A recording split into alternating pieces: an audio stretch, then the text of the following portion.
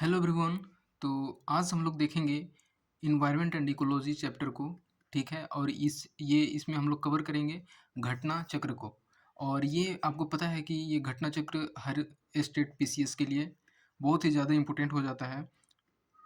और जैसा कि अभी सीएसआईआर होने वाला है, ठीक है, तो सीएसआईआर एएसओ के लिए तो ये भी हमारे इससे भी एक ज़्यादा इम्पोर्टेंट हो जाता है, क्योंकि वहाँ पे इसमें दिया गया है एक इम्पोर्टेंट अलग ही टॉपिक, इन्वायरमेंट एंड इकोलॉजी। तो इन्वायरमेंट एंड इकोलॉजी ये क्या है कि इसमें हम लोग एस्थेटिक कवर करेंगे और एस्थेटिक इससे कवर कर लेंगे। और जो करंट अभी चल रहा है, कोई भी करंट अफेयर मैगजीन से कवर करेंगे तो हम लोग के लिए ये मोर देन सफिशिएंट हो जाता है। ठीक है, क्योंकि पता है ना, पढ़ने के लिए तो बहुत कुछ है, लेकिन अगर हम लोग इस मार्केट में इधर-उधर देखते रहें मटेरियल को, तो कुछ मतलब ज़्यादा बेनिफिट नहीं हो जाता है। तो इसी को सोच कर के इसमें क्या है कि सबसे ख़ास बात ये है कि इसमें पिक्टोरियल फॉर्म में दिया गया है और इसमें टू द पॉइंट है, ठीक है? और टू द पॉइंट दिया गया है, तो ये हमारे लिए बहुत ही ज़्यादा इम्पोर्टेंट हो जाता है। और इस तरह से हम लोग कवर करेंगे, और इसमें हम लोग 1-2 वीडियो में ही इसको कवर कर लेंगे, क्योंकि इसमें एप्रॉक्स 69 पेजेज़ हैं, तो हम लोग को ज़्यादा इसमें टाइम नहीं लेना चाहिए और इसको बहुत जल्दी कवर कर लेना चाहिए। अगर आप इसको 1-2 बार वीडियो को देखिएगा तो आपका जो स्टैटिक वाला पोर्शन होगा, अगर आप ऑलरेडी पढ़े हुए हैं तो आपका रिवाइज़ हो जाएगा, और नहीं तो फिर आप इसको ज़्यादा कोई इश्यू नहीं होगा, 1-2 बार देखिएगा तो ओके हो जाएगा, ठीक है? तो इसमें यही है, सारा चीज़ इसमें कवर किया गया है। स्टैटिक पार्ट ऑलमोस्ट हम लोग का यहाँ से कवर हो जाएगा, क्योंकि आपको पता है, जैसे मैंने बताया कि ये पीसीएस के लिए इम्पोर्टेंट हो जाता है। हर पीसीएस को देने वाले स्टूडेंट जो हैं, एस्पिरेंट जो हैं, ये इसको देखते ही हैं, क्योंकि इसमें और ख़ास बात ये है कि इसमें तो केवल कवर किया है चैप्टर, और जो घटना चक्र होता है इसमें प्रीवियस ईयर क्वेश्चन को भी अच्छे से डिटेल में डिस्कस किया जाता है। तो इसके अकॉर्डिंग ये हमारे लिए बहुत ही इंपॉर्टेंट हो जाता है। तो चलिए बिना किसी देरी का हम लोग स्टार्ट करेंगे, और होप कि आपको अच्छे से समझ आएगा।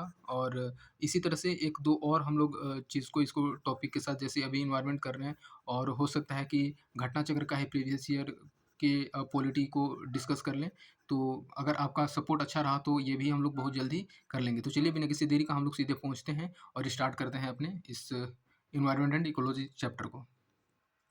तो आप देख पा रहे होंगे कि हम लोग का ये टॉपिक दिया हुआ है, एनवायरनमेंट एंड इकोलॉजी। सबसे पहले इसका हम लोग डेफिनेशन देखेंगे। सस्टेनेबल डेवलपमेंट क्या होता है, कुछ साइकिल्स दिए हैं, वाटर साइकिल, कार्बन साइकिल।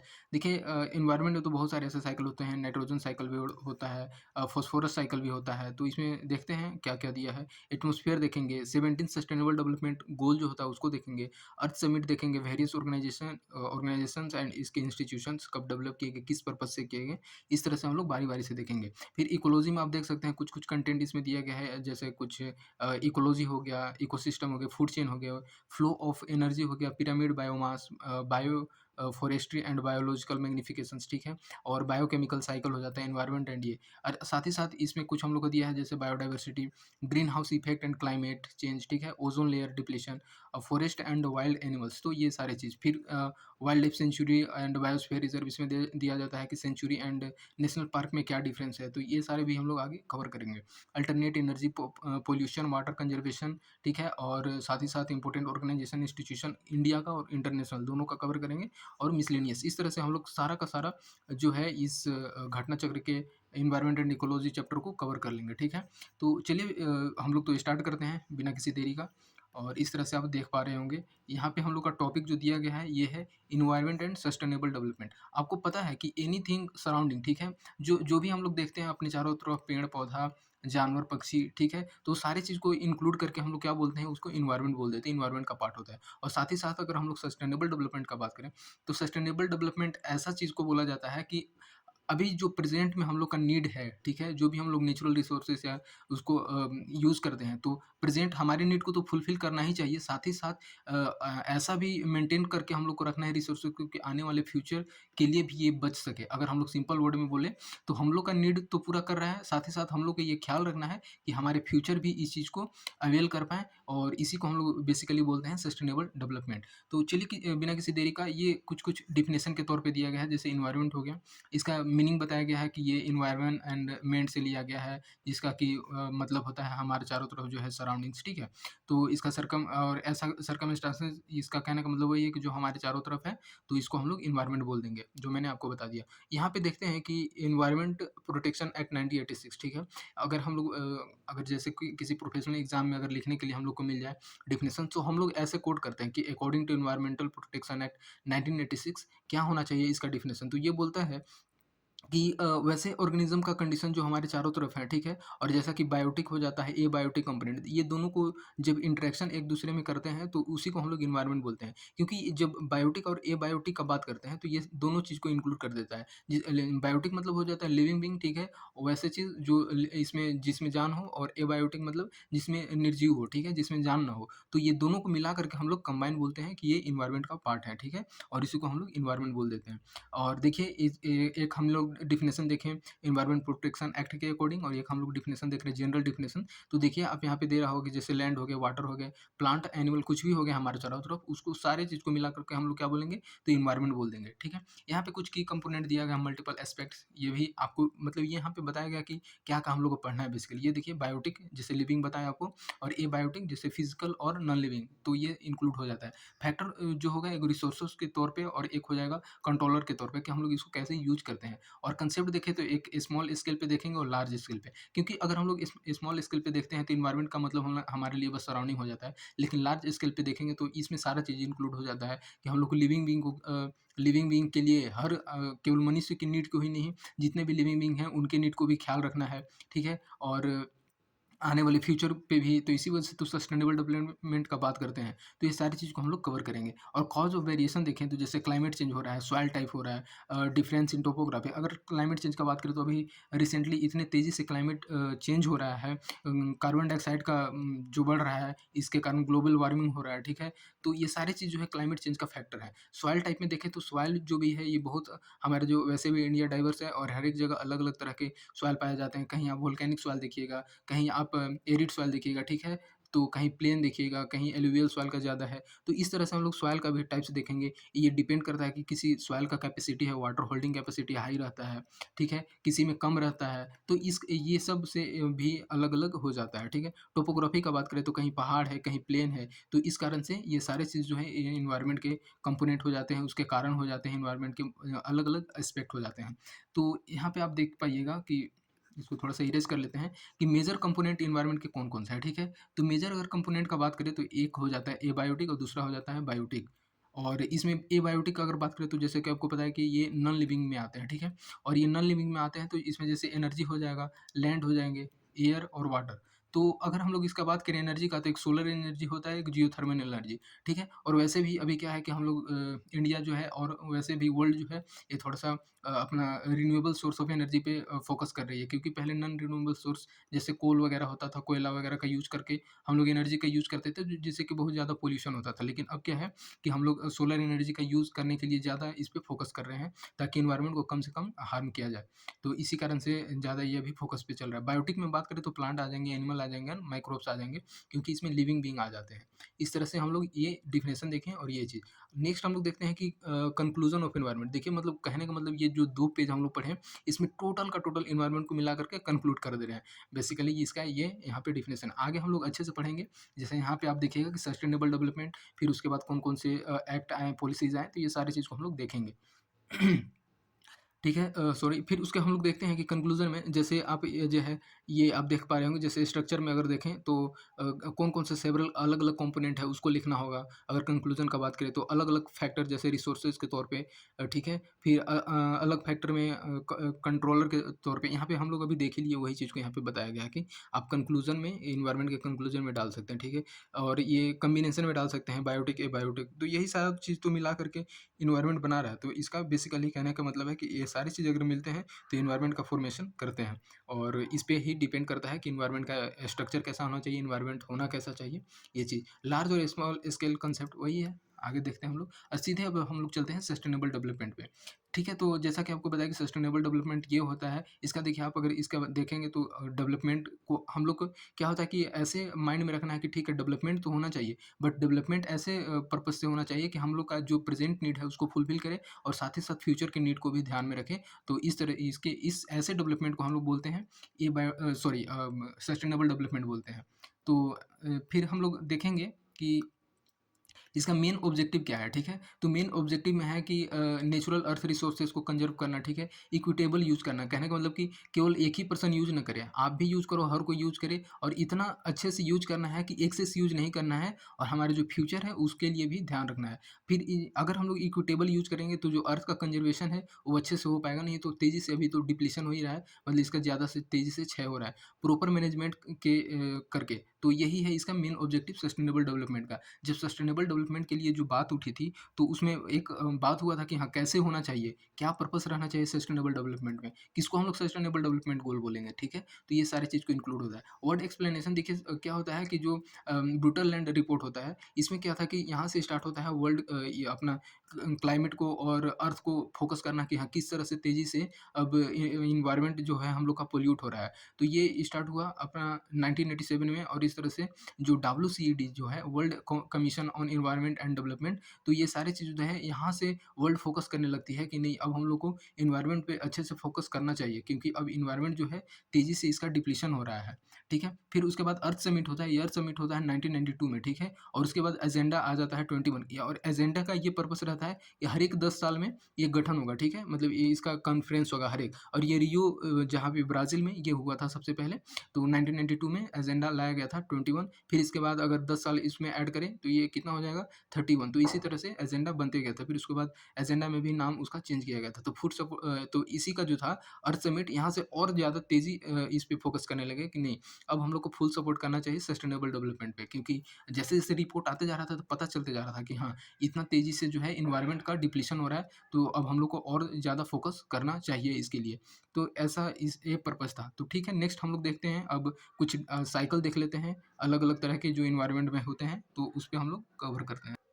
तो इससे पहले हम लोग देखेंगे कि एनवायरनमेंट प्रोटेक्शन, ठीक है? और एनवायरनमेंट प्रोटेक्शन क्यों ज़रूरी है और इसको कैसे हम लोग करेंगे, धीरे-धीरे आगे सारा चीज़ कवर करेंगे। सबसे पहले पॉल्यूशन, देखिए हम लोग का ज़रूरत क्यों पड़ा एनवायरनमेंट को प्रोटेक्ट करने के लिए? क्योंकि जो पॉल्यूशन जो है बहुत तेज़ी से हो रहा है, ठीक है? और आपको पता है कि दिल्ली नंबर 1 में आता है पॉल्यूशन में, तो पूरे वर्ल्ड में भी उसको कवर किया जाता है। तो इस तरह से पॉल्यूशन ज़्यादा है और ये पॉल्यूशन जो है एनवायरनमेंट को थ्रेट पहुँचा रहा है, एनवायरनमेंट को हानि पहुँचा रहा है। इस कारण से हम लोग को इसका प्रोटेक्शन करना बहुत ज़रूरी हो जाता है। सस्टेनेबल डेवलपमेंट का बात करें तो ये क्या करता है कि अगर हम लोग सस्टेनेबल डेवलपमेंट पे फोकस करते हैं, तो एनवायरनमेंट को डिग्रेडेशन जो हो रहा है, एनवायरनमेंट का जो अपरदन हो रहा है, उसको इसको थोड़ा-सा कंट्रोल करता है। क्योंकि क्या होता है कि अगर हम लोग सस्टेनेबल डेवलपमेंट करते हैं, तो सोच समझ के किसी भी चीज़ को यूज़ करते हैं। अगर हम लोग को कहीं जाना है, तो हो सकता है कि कार, बाइक के जगह पे हम लोग पैदल चले जाएँ या फिर साइकिल का यूज़ करें। तो इससे क्या होता है कि थोड़ा-सा कम कार्बन का एक्सक्रीशन होगा और इस कारण से जो होता है कि जो ग्लोबल वार्मिंग का कारण बनता है, वो कुछ तो कंट्रोल होगा और हम लोग को यही चाहिए सस्टेनेबल डेवलपमेंट में, ठीक है? और फिर अगर हम लोग देखते हैं water and carbon cycle nature में कैसे होता है, ठीक? तो कार्बन साइकिल का अगर बात करें तो ये होता है डिफरेंट अलग-अलग तरह के होते हैं कार्बन साइकिल। अगर इसको कार्बन भी अलग-अलग फॉर्म में पाया जाता है पूरे एनवायरनमेंट में बात करें तो सबसे पहले एक नेचुरल फॉर्म में पाया जाता है। नेचुरल फॉर्म में जो पाया जाता है उसको हम लोग ग्रेफाइट और डायमंड बोलते हैं, ठीक है? और अगर उसको कंपाउंड फॉर्म में देखें जो एटमॉस्फेयर में पाया जाता है तो उसको हम लोग बोलेंगे कार्बन डाइऑक्साइड और हाइड्रोजन कार्बोनेट बोलेंगे, ठीक है? और रिसाइकल जब हम लोग करते हैं जैसे कार्बन और हाइड्रोजन का रिसाइकिल करते हैं तब जाकर के क्या फ़ॉर्मेशन करता है, तो वाटर का फ़ॉर्मेशन करता है, ठीक है? H2O, ठीक है? तो इस तरह से हम लोग जब रिसाइकिल करेंगे कार्बन का, तो यहाँ से कार्बन अलग होगा, ऑक्सीजन मिलेगा, हाइड्रोजन से कनेक्ट करके, तो इस तरह से इसका एक बायोलॉजिकल और फिज़िकल प्रोसेस होता है। फिर ये क्या होता है कि अलग-अलग टाइप से मिनरल में भी पाया जाता है कार्बन, तो जैसे कि ऊपर हम लोग देख लिए, तो ये चीज़ होता है। पेन का क्या हो जा रहा है? तो चलिए ठीक है, फिर नेक्स्ट हम लोग देखते हैं कि कार्बन साइकिल को और डिटेल में फिगर के फॉर्म में देखेंगे हम लोग, ठीक है? तो फिगर में कैसे इसको दिखाया गया है और ये हम लोग को और अच्छे से समझ आ पाएगा।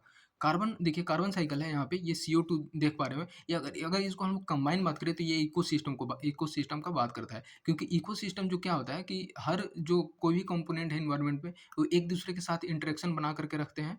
तो इसी को हम लोग एक अगर सिंपल वर्ड में बोले तो इकोलॉजी बोलते हैं।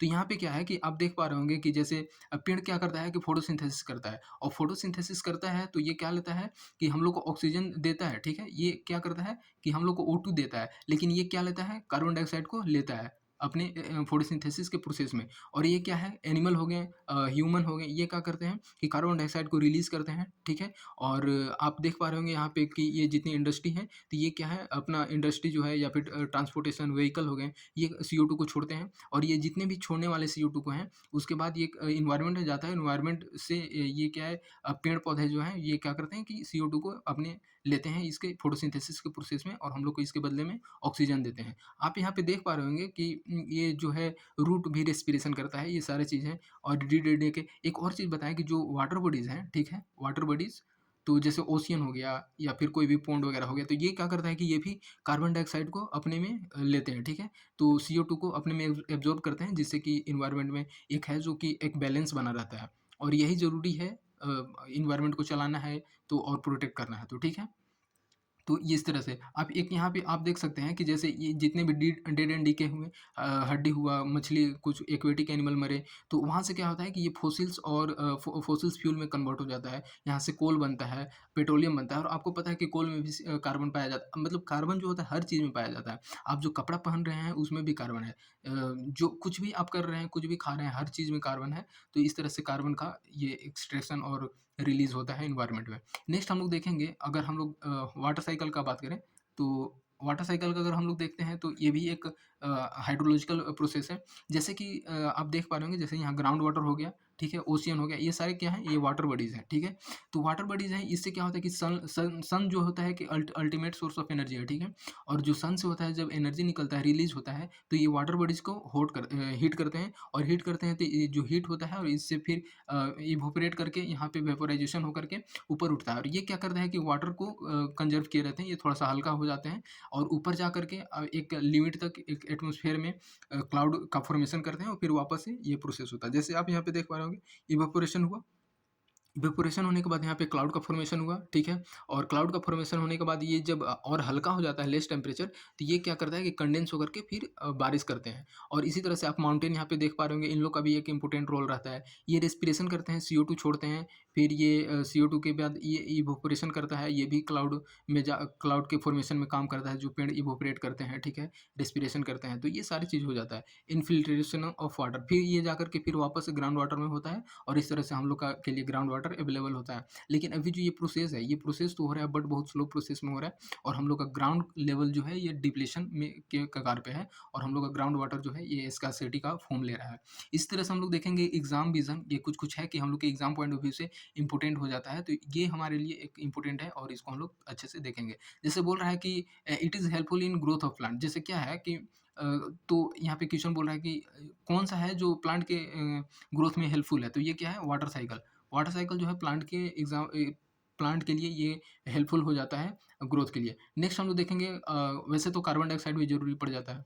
तो ये क्या बोल रहा है कि it determine the amount of rainfall. तो कौन है कि रेनफॉल के अमाउंट को डिटरमाइन करता है, तो moisture of moisture in atmosphere, ठीक है? क्योंकि पता है कि सन जो है एनर्जी दिया, एनर्जी से उसके फिर वाटर का इवोपरेशन हुआ, और उस तरह से क्या होता है कि जा कर के ऊपर एनवायरनमेंट में ये फॉर्मेशन ले लेते हैं ड्रॉपलेट्स का, और फिर वाटर का चेंज हो जाता है। तो इस कारण से इसको हम लोग, ये रेन का भी काम करता है। तो उसके लिए अल्टीमेट डिटर्मिनेशन है किस पे? तो ये एटमॉस्फेयर के मॉइस्चर पे। नेक्स्ट हम लोग देखते हैं कि जो वाटर साइकिल है, ठीक है? वाटर साइकिल है, ये बहुत इसका एक्टिविटीज़ होता है। ये हाइड्रोस्फीयर का प्रोसेस का एक पार्ट है, ठीक है? Water cycle. तो मैंने भी बताया भी कि ये हाइड्रोलॉजिकल एक प्रोसेस है, तो इस तरह से हम लोग ये देखेंगे। कार्बन साइकिल का बात करें, तो कार्बन साइकिल क्या है, एक बैलेंस मेंटेन करके रखता है, ठीक? कार्बन एलिमेंट में, ठीक है? तो ये बैलेंस का काम करता है, जैसे हर जो भी साइकिल होता है, एक बैलेंस का ही काम करता है। वाटर साइकिल का भी बात करें, कार्बन साइकिल का भी बात करें, तो ये हर एक दूसरे में बैलेंस बना करके रखते हैं। नेक्स्ट हम लोग देखते हैं कि सेल्यूलोज़, ठीक है? तो सेल्यूलोज़ क्या होता है कि सेल वाल होता है, जैसे क्या होता है कि पेड़ हुआ, पेड़ का जो रूट होता है, उसका जो हेयर होता है, ठीक है? तो वो जो होता है, जो उसका सेल वाल होता है, उस इसी का बना होता है, सेल्यूलोज़ का बना होता है। तो ये भी हम लोग को थोड़ा-सा ध्यान रखना है। पेक्टिन का बात करते हैं, तो पेक्टिन जो होता है, पेक्टिन के कारण ही जो होता है कि जो मिट्टी में जो जड़ें रहते हैं, एक-दूसरे से चिपके रहते हैं, मतलब बेसिकली बोले कि एक-दूसरे को पकड़ के रखते हैं, तो इसी के कारण से होता है। और एक हम लोग देखते हैं परमिएबल मेम्ब्रेन, तो परमिएबल मेम्ब्रेन जैसा कार्य करता है, जैसे जो रूट होता है, ठीक है? क्या होता है कि रूट जो होता है वाटर को लेता है और उसके बाद उसको फिर जाइलम और फ्लोएम आप पढ़े होंगे जीएस में ही, जीके अपना साइंस में, तो उसके थ्रू क्या होता है कि वाटर का ले जा करके ट्रांसपोर्टेशन का काम करते हैं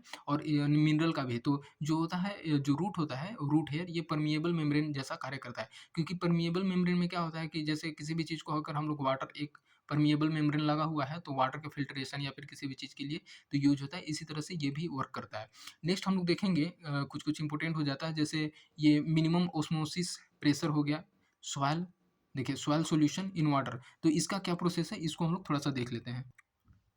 तो जो आप यहाँ पे देख पा रहे होंगे सॉइल सॉल्यूशन इन वाटर, तो इसमें क्या होता है कि जब रूट का काम ही होता है कि वाटर को एब्जॉर्ब करके ओस्मोसिस प्रोसेस के थ्रू, मैक्सिमम ओस्मोसिस प्रोसेस के थ्रू वाटर के कंसंट्रेशन को हर जो प्लांट का जो पार्ट होता है वहाँ तक पहुँचाना। तो इसका ये काम है बेसिकली। तो नेक्स्ट हम लोग देखेंगे कि कुछ सब्सटेंस है जैसे कि एलिमेंट हो गए, कंपाउंड हो गए एंड मिक्सचर हो गए। तो आप ऑलरेडी पढ़े होंगे, तो इसमें डेफिनेशन दिया हुआ है बेसिकली, तो हम लोग को ज़्यादा ध्यान देना नहीं है। एलिमेंट अलग-अलग फॉर्म में हो जाता है, कंपाउंड कंबाइंड फॉर्म में होता है। अभी ऊपर हम लोग मिक्सचर देखें, मिक्सचर भी जो होता है 2 और मोर देन 2 एलिमेंट को मिला करके तो ये चीज़ होता है।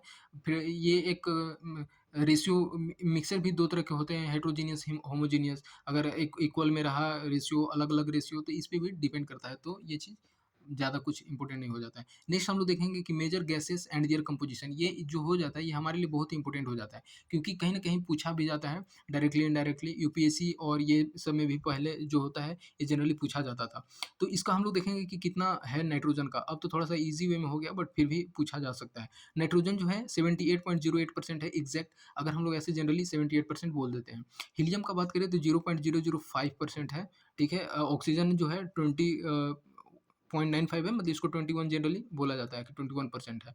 मतलब सबसे पहले क्या आता है कि नाइट्रोजन आता है, सेकंड पे आ जाएगा आपका ऑक्सीजन, ठीक है? उसी तरह से आप देख सकते हैं कि नियॉन का जो है 0.002% है एंड आर्गन का है 0.93 एंड फिर कार्बन डाइऑक्साइड का। तो ये आता है 3 पे, ठीक है? फिर 4 पे आ जाता है, इसी तरह से ये आपका 5 एंड 6 पे। तो इस तरह से आप इसको ध्यान रख सकते हैं कि कौन पहले आता है, कौन बाद में आता है। एग्ज़ाम विज़न ये कुछ है जो इम्पोर्टेंट हो जाता है कुछ पॉइंट्स से, जैसे कि प्लांट जो है, ये प्लांट का क्या काम है, तो मेंटेन करता है ऑक्सीजन का बैलेंस को और कार्बन डाइऑक्साइड के बैलेंस को एक दूसरे को बनाए रखता है, क्योंकि सारा प्रोसेस तो प्लांट से ही होता है, तो इस कारण से ग्रीन लंग्स बोलते हैं किसको, तो फॉरेस्ट को बोला जाता है, ठीक है? फॉरेस्ट का दूसरा नाम क्या है, ग्रीन लंग्स से जाना जाता है। नेक्स्ट हम लोग देखेंगे कुछ ये ज़्यादा इंपॉर्टेंट हो जाता है कि जैसे स्ट्रक्चर ऑफ एटमॉस्फेयर, और ये आपको अच्छे से पढ़ना होगा, जियोग्राफी में पढ़ना होगा, एनवायरनमेंट में पढ़ना होगा, ठीक है? देखिए कम्युनिकेशन सैटेलाइट जो होता है, कम्युनिकेशन सैटेलाइट एक कहाँ पे होता है, पूछ देगा आपको कि कम्युनिकेशन सैटेलाइट जो होता है ये एनवायरनमेंट और एटमॉस्फेयर के किस लेयर में होता है, ठीक है?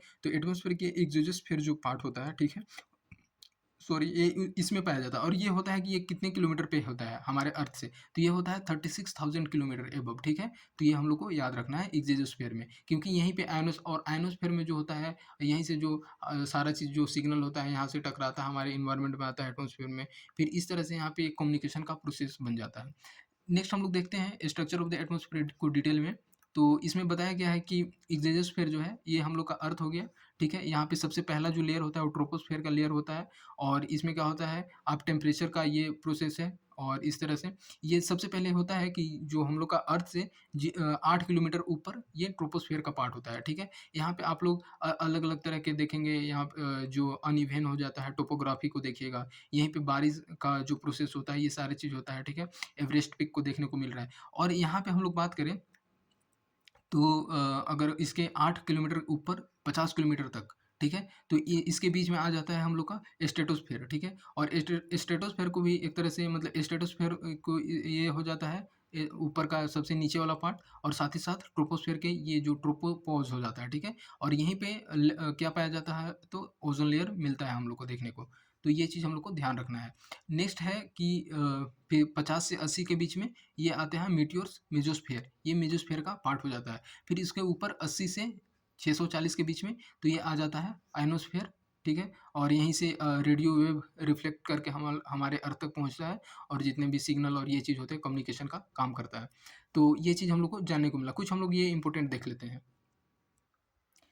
इसमें बताया गया है कि टेम्परेचर का प्रोसेस कैसे होता है। तो हम लोग जैसे अगर ट्रोपोस्फेयर का बात करें तो जैसे-जैसे ऊपर जाते हैं तो टेम्परेचर जो होता है पहले डिक्रीज़ करता है। फिर अगर स्ट्रेटोस्फेयर का बात करें तो टेम्परेचर क्या होता है, जैसे-जैसे हाइट से ऊपर जाते हैं तो टेम्परेचर यहाँ पे इंक्रीज़ करता है। ये प्रोसेस पूछा जा सकता है, ठीक है। फिर इसके बाद क्या करें कि अगर हम लोग मेसोस्फेयर में देखते हैं तो ये फिर टेम्परेचर क्या होता है, डिक्रीज़ होता है, ठीक है।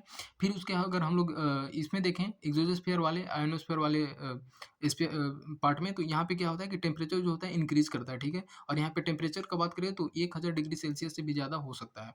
तो ये चीज़ हम लोग को जानना था। देखिए अलग-अलग बात किया गया है स्ट्रेटोस्फेयर के बारे में, फिर स्ट्रेटोस्फेयर के पहले ही हम लोग इसको देख लेते हैं, ठीक है। तो इसमें बोला गया है ओज़ोन, O3 लेयर, ये इस वज़ह से हो जाता है क्योंकि जो ओज़ोन लेयर है वो ये यहीं पे पाया जाता है, यहीं पे देखने को मिलता है सॉरी स्ट्रेटोस्फेयर में। तो ये ओज़ोन का होता है O3। तो इसमें कुछ हम लोग का इम्पोर्टेंट पॉइंट है, उसको हम लोग थोड़ा-सा देख लेते हैं। कि जो ओज़ोन लेयर होता है ये 15 से 30 किलोमीटर के बीच में हम लोग को देखने को मिलता है, ठीक है? और क्योंकि 8 किलोमीटर तक तो हम लोग को देखने को मिला ही अपना ट्रोपोस्फियर, और उससे ऊपर जाएँगे तो मिलता है हम लोग को स्ट्रेटोस्फियर। तो इस कारण से स्ट्रेटोस्फियर में मिलता है तो इसके बीच में, ठीक है? इस रेंज में। हम लोग देखें कि ओज़ोन लेयर का काम क्या होता है, तो ये अल्ट्रावायलेट रेज़ को एब्ज़ॉर्ब करता है, इसीलिए तो ये फ़ेमस है ओज़ोन लेयर, ठीक है? और जो कि हमारे लिए बहुत स्किन कैंसर के लिए या फिर बहुत सारे डिजीज़ का कारण बन जाता है अल्ट्रावायलेट रेज़। तो यही कारण है कि ओज़ोन लेयर जो है ये ह्यूमन लाइफ़ के लिए ज़्यादा क्या हो जाता है, इसेंशियल हो जाता है, और इसका प्रोटेक्शन करना ज़रूरी है, क्योंकि बहुत सारे ऐसे एलिमेंट जो हैं अभी हमारे जो हम लोग डेली लाइफ़ में यूज़ करते हैं, तो इसी कारण से जो होता था, जैसे अपना फ्रीज़ हो जाता था, तो इसमें फ्रीज़ में सीएफसी क्लोरोफ्लोरोकार्बन जो होता था कि ओज़ोन को डिप्लीशन का काम करता था। तो ये सारी चीज़ को बैन किया गया अलग-अलग प्रोविज़न्स और थ्रू, लेकिन फिर भी अभी तो कंटिन्यू ही है, लेकिन उसके अल्टरनेट में कुछ देखा जा रहा है। देखते हैं हम लोग मिनिमम लिटिल वाटर वेपर, ठीक है? तो इसमें क्या-क्या प्रोसेस है? इसमें जैसे स्ट्रेटोस्फेयर में ही क्या-क्या होता है, तो यहाँ पे आपको थोड़ा-थोड़ा वाटर वेपर देखने को मिलेगा, बहुत कम मात्रा में, क्योंकि ज़्यादा प्रोसेस तो ट्रोपोस्फेयर में होता है, बारिश होने का ये चीज़ तो वहाँ पे कम ही देखने को मिलता है। तो इस कारण से यहाँ पे कम देखने को मिलता है, बाकी सारा का सारा ट्रोपोस्फेयर में देखने को मिलेगा। नेक्स्ट हम लोग देखते हैं कि हाँ, वेदर इवेंट जो होता है ना के बराबर होता है, क्योंकि सारा प्रोसेस तो ट्रोपोस्फेयर में होता है, जितना बारिश होना, क्लाइमेट चेंज होना, तो इस कारण से यहाँ पे जो होता है वेदर इवेंट बहुत कम देखने को मिलता है। यहाँ पे देखते हैं कि ये जो कमर्शियल जेट फ्लाइट होता है, ये यहीं पे उड़ता है। तो आपको ये पूछा जा सकता है कि जेट फ्लाई कहाँ पे किस लेयर में फ्लाई करता है, तो स्ट्रेटोस्फेयर में। हम लोग देख लेते हैं कुछ और एग्ज़ाम विज़न पॉइंट से। तो ये है कि अंटार्कटिका, ये सारी चीज़ जो है ओज़ोन से रिलेटेड है, ठीक है? तो मोस्ट ऑफ द फॉर्मेशन जो ओज़ोन होल का है, ये कहाँ पे देखने को मिला है? अंटार्कटिका में देखने को मिला है, ठीक है? और ओज़ोन का डिप्लीशन का कारण बन जाते हैं कुछ गैसेस हैं, जैसे अभी मैंने बताया सीएफसी हो गया, हैलोजन हो गया, नाइट्रस ऑक्साइड हो गया, ईथेन हो गए, हैलोन हो गए। ये सारी चीज़ जो है ये ओज़ोन लेयर के डिप्लीशन का कारण बन जाता है। आगे हम लोग बात करें कि ओज़ोन डिप्लीटिंग सब्सटेंस क्या-क्या है, जैसे क्लोरोफ्लोरोकार्बन, ये इसी चीज़ को दोबारा लिख दिया गया है। हैलोन्स हो गए, कार्बन हो गया, कार्बन टेट्राक्लोराइड, तो ये सारी चीज़ हो जाता है। अगर आगे हम लोग बात करें मॉन्ट्रियल प्रोटोकॉल का, तो ये कुछ-कुछ प्रोटोकॉल आए थे जो कि ओज़ोन का डिप्लीशन जो हो रहा था उसको कंट्रोल करने के लिए, तो ये मॉन्ट्रियल प्रोटोकॉल आपको पूछा जा सकता है कि मॉन्ट्रियल प्रोटोकॉल जो है ये किससे रिलेटेड है, तो ओज़ोन डिप्लीशन से रिलेटेड है। देखिए 16 सितंबर को क्या है कि इंटरनेशनल ओज़ोन डे हम लोग मनाते हैं 16 सितंबर को। ये आप याद रख सकते हैं, किसी भी जनरल एग्ज़ाम में ऐसे पूछा जा सकता है। अगर ब्रिटिश अंटार्कटिका सर्वे टीम का बात करें, ठीक है? तो ये ओज़ोन लेयर को सबसे पहले डिटेक्ट किया था कहाँ पे? अंटार्कटिका में। ये कौन किया था? तो ब्रिटिश अंटार्कटिका सर्वे टीम। वैसे भी ब्रिटिश तो हर चीज़ में आगे थे, तो आप इसको रिलेट कर सकते हैं। और ये कब किया गया था? सबसे पहले फाइंड कब किया गया था होल? तो 1985 में, इतना ज़्यादा डीप नहीं जाता है। नेक्स्ट हम लोग बात करें क्लोरोफ्लोरोकार्बन का, ठीक है? तो क्लोरोफ्लोरोकार्बन है जो कि हम लोग ही के द्वारा बनाया गया है। ये क्लोरीन और फ्लोरीन और कार्बन से बनाया जाता है, ठीक है? तो ये सारी चीज़ को हम लोग को थोड़ा-सा समझना है। क्लोरोफ्लोरोकार्बन का बात करें तो ये क्या होता है कि कूलिंग एजेंट के जैसा कार्य करता है। जैसे हम लोग रेफ्रिजरेटर में यूज़ करते हैं, मैंने अभी बताया था, और कंडीशनिंग एप्लायंस में, तो एयर कंडीशनर में, एसी में, और फ्रिज में, तो ये क्लोरोफ्लोरोकार्बन यूज़ होता है वहाँ पे, ये ठंडा रखने के लिए। नेक्स्ट हम लोग देखें एग्ज़ाम विज़न, तो यहाँ पे होता है जैसे नाइट्रोजन डाइऑक्साइड हो गया, ठीक है? नाइट्रोजन डाइऑक्साइड है जो कि ओज़ोन लेवल कहाँ पे जो होता है स्ट्रेटोस्फीयर में, ये क्या होता है कि नेचुरली रेगुलेट करता है, ठीक है? ओज़ोन ओज़ोन स्ट्रेटोस्फीयर के ओज़ोन लेयर। तो ये हम लोग देख लिए कि नाइट्रोजन डाइऑक्साइड से ही स्ट्रेटोस्फीयर में ओज़ोन का लेवल जो होता है, ये नेचुरली रेगुलेट किया जाता है। नेक्स्ट हम लोग देखते हैं स्प्रिंग सीज़न। स्प्रिंग सीज़न में क्या होता है, ओज़ोन का क्या कंडीशन रहता है, तो ओज़ोन लेयर जो रहता है स्प्रिंग सीज़न में, ये थोड़ा-सा मोटा हो जाता है। क्यों होता है ऐसा? क्योंकि एक अलग ही इसका प्रोसेस है। जैसे स्प्रिंग सीज़न में आपको देखने को मिलेगा कि बहुत ही कम ऐसे कुछ-कुछ होते हैं, जैसे बेसिकली इसके पीछे कारण ये है कि हम लोग गर्मी के दिन में एसी, कूलर, फ्रिज ज़्यादा यूज़ करते हैं, ठीक है? इसके कारण ये ज़्यादा रिलीज़ होता है, जो भी इसके लिए कूलिंग एजेंट है, तो एटलीस्ट उसको जा कर के डिप्लीशन करता है। लेकिन यही स्प्रिंग सीज़न का बात करें तो ये धीरे-धीरे थोड़ा-सा रिकवर होने लगता है। तो इसका कहने का मतलब यही चीज़ है। आगे हम लोग देखते हैं कि डेप्सन यूनिट, ठीक है? तो ओज़ोन लेयर का जो अगर हम लोग मेज़र करते हैं, तो वो मेज़र करने के लिए जो यूज़ होता है वो डॉप्सन यूनिट का होता है। आपको ये पूछा गया है एग्ज़ाम में और पूछा भी जाता है, तो थोड़ा-सा ये ध्यान रख सकते हैं कि ओज़ोन लेयर के मेज़र के लिए किस चीज़ में होता है, तो डेप्सन यूनिट में ओज़ोन लेयर का मेज़र होता है। नेक्स्ट हम लोग देखते हैं कि 1 डेप्सन यूनिट इक्वल टू कितना होता है, ठीक है? तो अगर हम लोग 0 डिग्री सेल्सियस पे बात करें, 0 डिग्री सेल्सियस, और बोल सकते हैं कि 1 एटमॉस्फेरिक प्रेशर 1 एटीएम, ठीक है? तो जो थिकनेस होता है ओज़ोन लेयर का वो 0.01 होता है, ठीक है? तो उसी को हम लोग क्या बोलेंगे, 1 डॉप्सन यूनिट। आगे देखें कि O3 जिसको ओज़ोन और O3 बोलते हैं, तो गैस जो होता है इसमें ऑक्सीजन के 3 मॉलिक्यूल 3 एटम बोलते हैं, तो उसको कंबाइन करके ऑक्सीजन का जो होता है तब जा करके ये ओज़ोन का फॉर्मेशन करता है। आप देखिएगा O3 है, ऑक्सीजन का 3 है एटम। अगर हम लोग देखते हैं कि ये हज़ार्डस पोल्यूटेंट, ठीक है? तो हज़ार्डस पोल्यूटेंट में बात करें तो ओज़ोन गैस जो है, ठीक है? ओज़ोन गैस जो है ओज़ोन लेयर में बनता है, ठीक है? और ये होता है कि एटमॉस्फेयर के सबसे ऊपर पार्ट को जो होता है ये अपना लाइफ प्रोटेक्ट, जो जितने भी अर्थ पे लाइफ है उसको प्रोटेक्ट करता है, क्योंकि काम ही है ओजोन लेयर का, जितने जो भी यूवी रेज आ रहे हैं उसको उससे हम लोग को प्रोटेक्ट करना, हमारे जितने भी लिविंग बीइंग हैं, और यहाँ तक यूवी रेज को पहुँचने तक हम लोग को प्रोटेक्ट करता है, तो ये इसका काम हो जाता है। जैसे जितने भी हजार्डस पोल्यूटेंट है उससे हम लोग को प्रोटेक्ट किया जाता है ओजोन लेयर के द्वारा। नेक्स्ट हम लोग देखते हैं कि CFC, ठीक है, क्लोरोफ्लोरोकार्बन, ये क्या होता है कि ये सबसे पहला कारण है ओजोन डिप्लीशन का, ठीक है? ओज़ोन लेयर के लिए रिस्पॉन्सिबल के लिए, ये डिप्लेशन के लिए ये सबसे प्राइमरी कारण है, और इसको जब मॉन्ट्रियल प्रोटोकॉल आया था, तो इसमें इसको बैन करने के लिए बात उठाया गया था। नेक्स्ट हम लोग देखते हैं कि स्ट्रैटिफिकेशन ऑफ एटमॉस्फेयर, ठीक है? मतलब इसमें लेयर किस तरह से है एटमॉस्फेयर का, उसका हम लोग बात कर लेते हैं। तो अभी हम लोग देखे थे कि ट्रोपोस्फेयर है, सबसे पहला लेयर है, ठीक है? फिर स्ट्रेटोस्फेयर है, मेसोस्फेयर है, उसी तरह से फिर थर्मोस्फेयर है। तो हम लोग तो वैसे देख लिए कि सबसे पहले क्या होता है कि जैसे-जैसे ऊपर जाते हैं, तो टेम्परेचर पहले डिक्रीज़ करता है, क्योंकि आपको पता है कि जैसे हम लोग पहाड़ पे पहुँचते हैं, आप हम लोग के माइंड में क्वेश्चन आता भी होगा कि अरे! ऐसे कैसे होता है कि भाई हम लोग पहाड़ पे जाते हैं तो, और तो ऊपर सूर्य ज़्यादा मिलता है, तो हम लोग का हीट और मिलना चाहिए, लेकिन ऐसा ही प्रोसेस है एटमॉस्फेयर का कुछ, ठीक है? तो इस तरह से हम लोग तो ये डिस्कस कर लिए हैं। और the lowest layer of the atmosphere, ये सारा चीज़ है उसी को डिस्कस किया गया है। तो ज़्यादा इसमें कुछ नहीं रहता है। नेक्स्ट हम लोग देखते हैं कि आयनोस्फीयर, ठीक है? आयनोस्फीयर और थर्मोस्फीयर। तो ये क्या होता है कि यहाँ पे इलेक्ट्रिकली चार्ज पार्टिकल होते हैं, जैसे पॉजिटिव, नेगेटिव होते हैं, तो ये चार्ज पार्टिकल यहाँ पे होते हैं। इसी कारण से जो होता है कि रेडियो वेव जो होता है, ये रिफ्लेक्ट करके सरफेस पे आता है, और हम लोग कम्युनिकेशन के लिए सूटेबल हो जाता है। इससे हम लोग कम्युनिकेशन कर पाते हैं।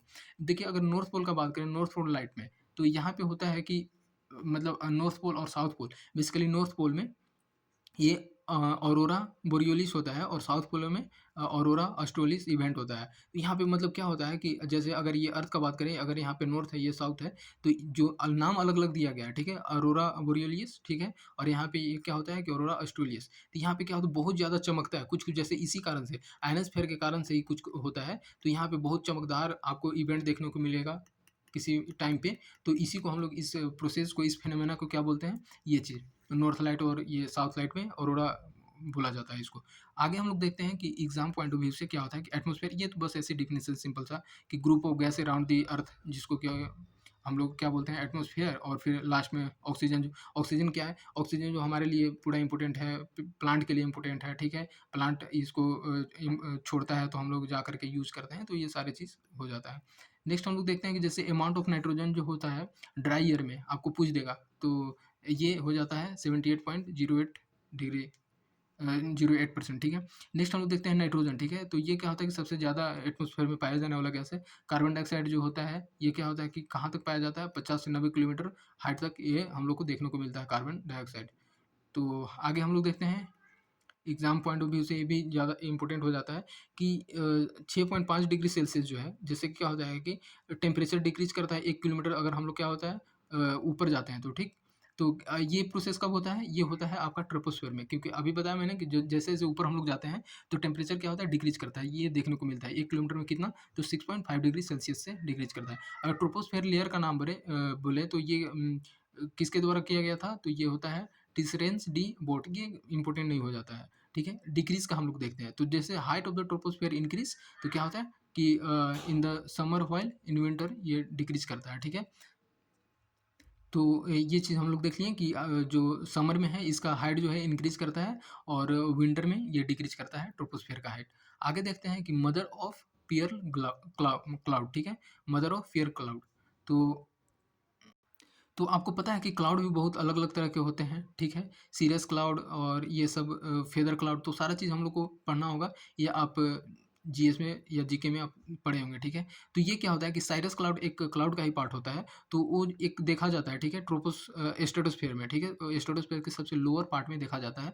तो इसी क्लाउड का जो नाम दिया जाता है, क्या दिया जाता है, तो मदर ऑफ पियर क्लाउड। तो ये आपको ध्यान रखना है, साइरस क्लाउड को बोला जाता है। मेजोस्फेयर की बात करें तो क्या होता है कि टेम्परेचर जो होता है अचानक से यहाँ पे टेम्परेचर जो होता है जैसे जैसे हम लोग ऊपर जाते हैं वो कम होने लगता है, ठीक है। जैसे जैसे ऊपर जाते हैं मेजोस्फीयर में टेम्परेचर क्या होता है, कम होने लगता है।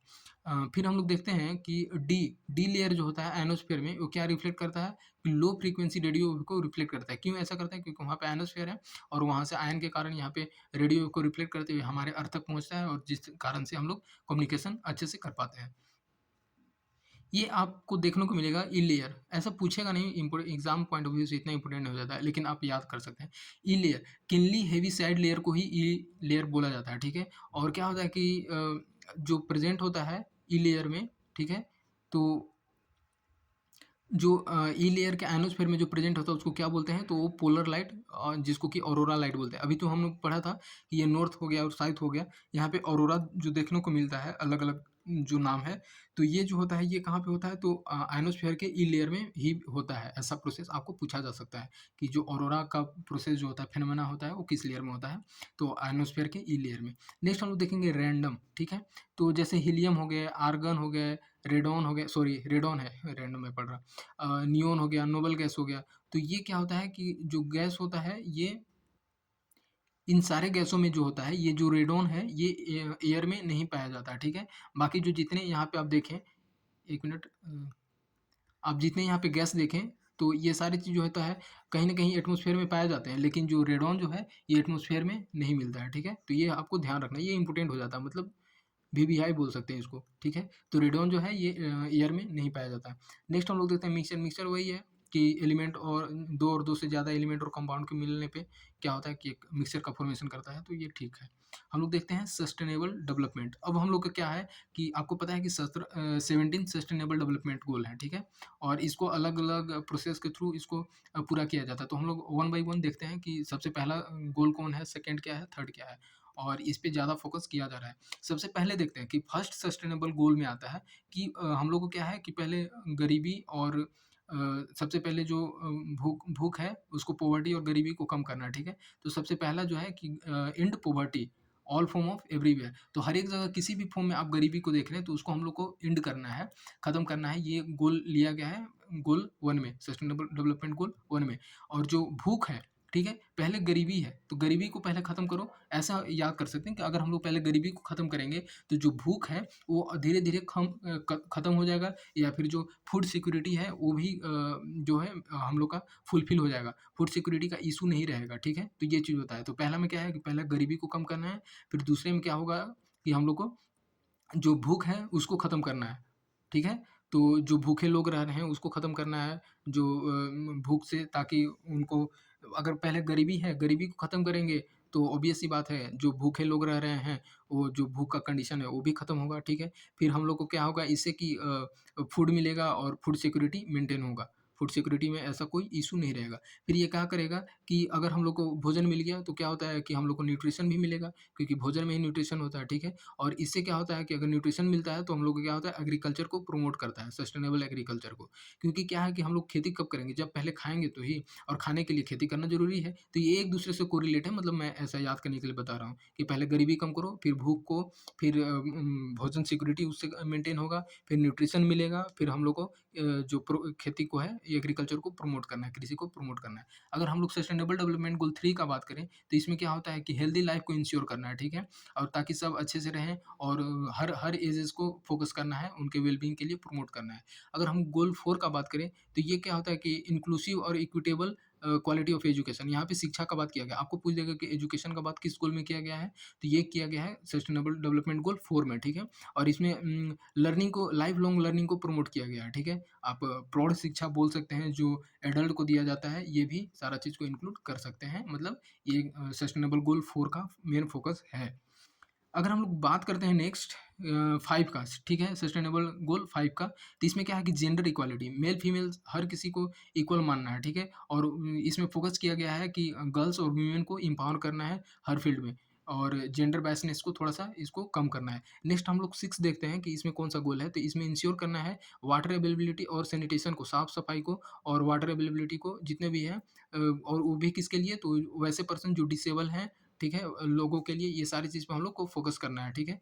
तो ये चीज़ आ जाता है सस्टेनेबल डेवलपमेंट गोल 6 में। अगर 7 का बात करें तो इसमें क्या होता है कि आपका एनर्जी पे फ़ोकस किया गया है, ठीक है? अभी क्या है कि ज़्यादा से ज़्यादा sustainable development goal renewable energy पे फ़ोकस कर रहा है, तो यही बोलता है कि इसमें अफोर्डेबल, ठीक है? अफोर्डेबल, रिलायबल और सस्टेनेबल मॉडर्न एनर्जी हर किसी को मिलना चाहिए। इतना ही नहीं कि हम लोग अगर बढ़ा दिए किसी भी चीज़ के एनर्जी का, एनर्जी के सोर्स के लिए दाम, तो उसमें क्या होता है कि जो पुअर लोग हैं, वो अफ़ोर्ड नहीं कर पाते हैं, जिसके कारण जो हम लोग का गोल जो होता है, वो फुलफ़िल नहीं हो पाता। तो इसलिए अफोर्डेबल होना चाहिए और हर किसी को मिलना चाहिए। तो इस तरह से हम लोग गोल तक पहुँच सकते हैं। नेक्स्ट देखते हैं सस्टेनेबल डेवलपमेंट गोल 8 में, तो ये प्रमोट करता है इंक्लूसिव और सस्टेनेबल इकोनॉमिक ग्रोथ को, ठीक है? और ताकि जो होता है कि एम्प्लॉयमेंट हर किसी को मिले और हर किसी को काम करने का अवसर प्राप्त हो, तो ये आपको आ जाता है सस्टेनेबल डेवलपमेंट गोल 8 में, ठीक है? 7 में इंश्योर करना है, और जो 5 में हम लोग इक्वालिटी देख लिए, 4 में आप लोग सॉरी 6 में हम लोग देख लिए कि सैनिटेशन और वाटर हर किसी को मिलना चाहिए, हर डिसेबल पर्सन, हर पर्सन को। उसी तरह से आप इसको देख सकते हैं। नेक्स्ट हम लोग देखेंगे कि 9 का क्या काम है। तो सस्टेनेबल डेवलपमेंट गोल 9 में देखें तो ये क्या करता है कि रिजिलिएंट इंफ्रास्ट्रक्चर, इंफ्रास्ट्रक्चर का बात करता है सस्टेनेबल डेवलपमेंट गोल 9 में, ठीक है? और इसमें प्रमोट करना है इंक्लूसिव और सस्टेनेबल इंडस्ट्रियलाइजेशन, ठीक है? और ऐसा नहीं कि एनवायरनमेंट को हार्म कर रहा है, तो ये सारी चीज़ पे फोकस किया गया है। अगर 10 का बात करें तो ये इनइक्वालिटी को रिड्यूस करना है किसमें? हर कंट्री में, ठीक है? होता है ना कि कोई डेवलप्ड कंट्री है, कोई डेवलपिंग कंट्री है, ठीक है? तो अभी साउथ-साउथ कोऑपरेशन का बात करें तो साउथ में क्या है कि इंडिया जो है एक ग्लोबल लीडर बन के आ रहा है, किसके लिए निकल रहा है? तो ये हो रहा है अभी डेवलपिंग कंट्रीज़ के लिए, ये एक वॉइस बन के निकल रहा है अपना इंडिया।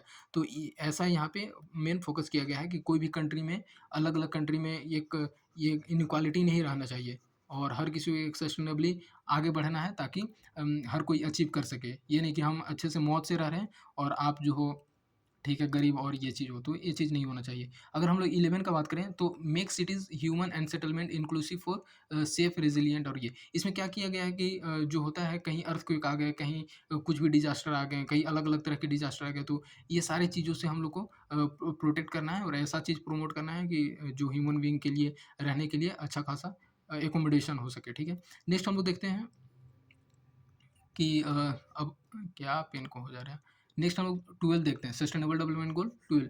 ठीक है फ्रेंड, तो बीच-बीच में आप लोग लाइक एंड सब्सक्राइब करते रहिए अगर आपको अच्छा लग रहा है तो।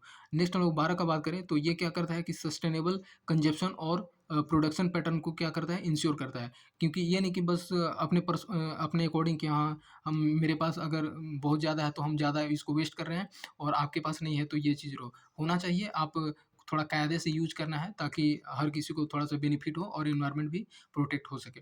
13 का अगर बात करते हैं गोल, तो ये क्या करता है कि अर्जेंट एक्शन लेता है किस पे? क्लाइमेट चेंज और इस पे इम्पैक्ट होने वाले अलग-अलग कारणों पे। तो ये चीज़ बात करता है 13 जो है क्लाइमेट के चेंज के लिए और इस पे इम्पैक्ट पे फ़ोकस करता है। अगर 14 का बात करते हैं तो ये क्या करता है कि कंज़र्व करता है सस्टेनेबल ओशियन हो गए, जितने भी मैरीन हो गए, सी रिसोर्सेज़, इसके डेवलपमेंट के लिए ये बात करता है। 15 का बात करें तो ये भी है, प्रोटेक्ट करता है, रिस्टोर करता है, प्रमोट सस्टेनेबल ये टेरेस्ट्रियल इकोसिस्टम को। 14 बात करता है आपका ये आपका मैरीन का, और ये 15 जो करता है ये टेरेस्ट्रियल का, ठीक है? ये अर्थ पे जितने भी ये चीज़ इकोसिस्टम और ये है, डेज़र्टिफ़िकेशन का प्रोसेस हुआ, तो ये सारी चीज़ पे, और अगर बायोडायवर्सिटी लॉस हो रहा है तो उस पे ध्यान देता है। ये इसमें इंक्लूड किया गया है 15 में। नेक्स्ट हम लोग 16 देखें, हो ही गया है ये। तो ये क्या करता है, प्रमोट करता है peace, inclusive society, sustainable development. देखिए, ये ऐसा मतलब बनाया गया है ना कि आप शुरू से ऐसे रहो। पहले आप क्या हो कि गरीबी हटाओ, फिर दूसरे में क्या हो कि सभी को खाना मिलना चाहिए, चाहिए, कृषि होना चाहिए, तब जाकर के खेती होगा, तो भी जाकर के दूसरे को मिलेगा। हेल्थ पे, वाटर पे, सैनिटेशन पे, इस तरह से आप फिर से अगर धीरे-धीरे 16 में पहुँचते हैं, तो फिर शांति लाओ समाज में, फिर डेवलपमेंट का बात करो, तो इस तरह से फ़ोकस किया गया है। 17 में बात करेगा, तो ये स्ट्रेंथन करता है इम्प्लीमेंटेशन और ग्लोबल पार्टनरशिप को, तब जाकर के अगर सारा चीज़ हो गया, मेरा परिवार, सोसाइटी सही है, तो लास्ट में वर्ल्ड लीडर पे बात करो, वर्ल्ड लेवल पे बात करो, वर्ल्ड लेवल पे सारा चीज़ सही से होना चाहिए। तो ये रहा हम लोग का सस्टेनेबल डेवलपमेंट गोल 17 और होप कि आपको अच्छे से ये समझ आया होगा। नेक्स्ट हम लोग देखते हैं कि अर्थ समिट, रियो समिट, जिसको अर्थ समिट को ही क्या बोला जाता है, रियो समिट बोला जाता है। एग्ज़ाम पॉइंट व्यू से कैसे इंपॉर्टेंट हो जाता है। जैसे कि आपको पता है कि ये रियो डी जेनेरियो कहाँ पे है? ब्राज़ील में है और यहीं पे पहले अर्थ समिट हुआ था और ये कब हुआ था? तो 1992 में, जिसको क्या बोला जाता है? United nation conference on environment development, ठीक है? तो यूएनसीसीईडी, ठीक है? तो ये चीज़ हम लोग को थोड़ा-सा ध्यान रखना है। नेक्स्ट हम लोग देखते हैं जैसे जीईएफ आता है, ठीक है? एक कांसेप्ट आता है कि global environment facility. Global environment facility ये कब एस्टेब्लिश किया गया था? तो यही 1992 में रियो अर्थ समिट के टाइम पे है, ठीक है? ये इसको एस्टेब्लिश किया गया था। अगर हम लोग बात करते हैं कि यूएनएफसीसी इसका काम क्या है, इसका क्या है? तो ये क्या होता है कि जो तो यूएनएफसीसी के अंदर ही जो होता है, ये जो जीईएफ था, ग्लोबल एनवायरनमेंट फैसिलिटी, ये क्या करता है कि जो अंडर डेवलप कंट्री है, ठीक है? वो ये क्या है कि उनको ज़रूरत है, ठीक है?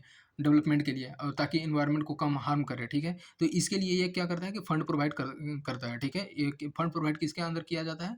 तो ये यूएनएफसीसी के अंदर ही। देखिए एजेंडा 21, ठीक है? जो ये इसके द्वारा ही समिट में लाया गया था एजेंडा 21 और हर 10 साल के बाद ये इसको आगे बढ़ाया जाना था। तो ये क्या था कि एक ग्लोबल एक्शन प्लान है, ठीक है? और यही बस, ज़्यादा कुछ नहीं है।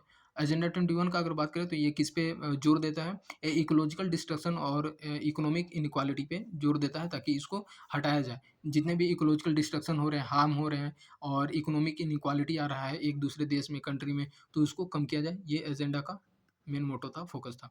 एजेंडा 21 का बात करें तो यही चीज़ है। एजेंडा 21 जो है ये सर्वे और क्या करता है कि बायोडायवर्सिटी और जो जितने भी थ्रेटेन ऑर्गेनिज़्म है उसके कंज़र्वेशन के लिए सर्वे करता है और साथ ही साथ इसमें क्या है कि गरीबी को हटाने के लिए, ठीक है, पॉपुलेशन कंट्रोल की भी बात करता है किसमें, तो ये डेवलपिंग कंट्रीज़ पे ज़्यादा फोकस करता है एजेंडा 21। क्योंकि क्या होता है कि अगर इस वजह से डेवलपिंग कंट्री पे फोकस किया गया क्योंकि इसमें थोड़ा-सा गरीबी है और लोग थोड़ा-सा जो लिटरेसी कम है, तो इस कारण से जो होता है कि हम लोग को किस वे में जाना चाहिए मेरी सोसाइटी को और या फिर आपको किस तरह से हर चीज़ रिसोर्सेज़ को यूज़ करना चाहिए, तो इसके लिए ज़्यादा यहाँ पे फोकस करता है।